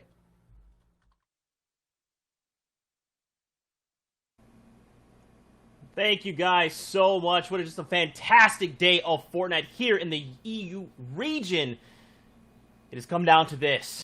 We knew going into this game, X-Squeeze versus Slender, who would hold it down? Which one of them would push above and beyond? Could X-Squeeze finally find that first place? Yesterday, he was holding out and at the very end was edged by a single point. But did he do it today? The question on everyone's mind. Let's go ahead and together take a look at the final standings and reveal our winner from today. The final chance to qualify here out of EU. On the day, it is X-Squeeze who did, in fact, hold on all the way out through the end, placing in his final game top 10 with 4 eliminations, a 60-point total. And out of his 6 games played today, Sundown, only a single game out of top 15.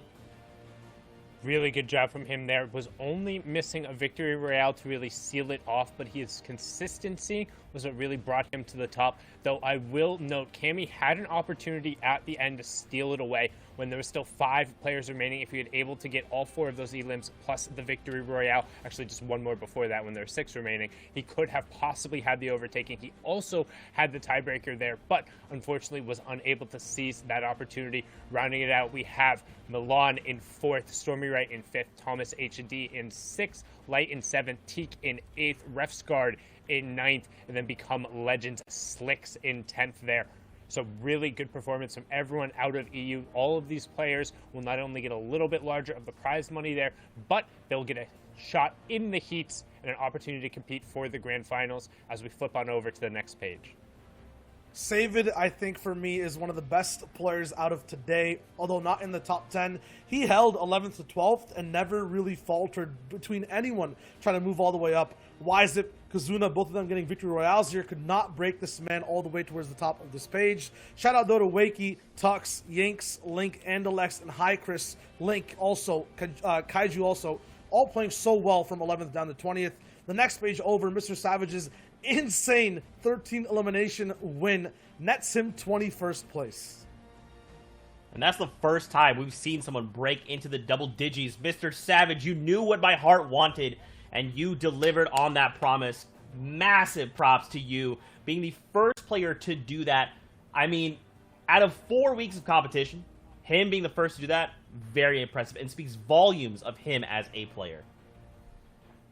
And we've just seen how he's grown in terms of being able to play aggressively. We've always known he can capitalize and close out in the end game, but his ability to push players and some of the best in Europe consistently and turn them into eliminations, I think that's going to end up paying off in the long run when we get to these big final lobbies, and he opts to play a little bit more passive. We can see here that final page there, the final line. We have Janice, Racist, ADN, Venci, Kirby, Jaja, I think. I have no clue what's going on there. Nefsri and JK Ramnik, Ova Osin Non, Wave ETQ, Handy I Will Not Lose, Flies on YouTube, and FA Kura being our top 50. So congratulations to all of those guys. You'll get an opportunity to compete in the heats and a chance at the grand finals if you're able to make the top 25 next weekend. Man, it is, I mean, I'm just over the moon. The last 2 weeks have been incredible. And again, you know, we got to talk about our number one, Exqueezy. I'm so impressed by his gameplay. Coming out of yesterday's performance, you know, heading into the last game, he made a mistake and was eliminated early. And then today he says, you know what, yesterday I missed my chance at first place. Today I'm going to come back and get it. They did a really good job in terms of playing aggressively and converting on these early Elans. It's something we've seen a little bit more in Europe in terms of trying to set up these quick little ambushes. And what he does better than a lot of other players is once he gets into an engagement, he resolves it very quickly. Even if he is taking some trade damage back, he doesn't end up getting bogged down in these fights, which allows for his aggressive playstyle to pay off when he's winning the fights, which we've seen over the past 2 days. He did relatively consistently. You can see him there giving a little bit back to Kiriachi off spawn, but now Exqueeze dropping down on the side here, and it's something that really speaks volumes to his ability, because playing aggressive consistently here, this was another ambush he set up yesterday on Nikenzo, and these are some clips from both days. Don't forget, it's not just what we saw today, but the level of aggressiveness and consistently going through and making impact eliminations happen, particularly right around placement thresholds, I think speaks volumes to his ability to go far in the finals, and I wouldn't be surprised if we see the MCES player emerge as one of the front runners. Yeah, and this is all because of his tactical, patient approach to every single fight. He's basically taking away any unknowns, other than obviously when you're crash padding, you don't know where what's at the very end, but he even crash pads early when it's end game time so he can get his box down and then really focus on these beams, get people eliminated, and then just make more room for himself to still figure out what to do next. Even on zone lines, he's just so good at setting up one-off engagements and quickly snapping to another player next to him. It nets him points. He might not be winning games overall, but the sun is always shining on him no matter where he is in any game instance. An absolutely beautiful analogy there. Thank you, Shio, for that. And for all of you guys at home, thank you so much for hanging out with us all day, watching these incredible Fortnite games for the last 3 weeks of competition. But don't forget, we still have one region left, and that is NA East, which we will be coming back for later on today. Thank you so much for hanging out with us. We appreciate every single one of you. Don't forget, Shark Week is coming tomorrow, Monday, August 10th, and we'll see you guys in just a few hours for more out of NA East. Till then, Fortnite fam, we'll see you guys on the Battle Bus.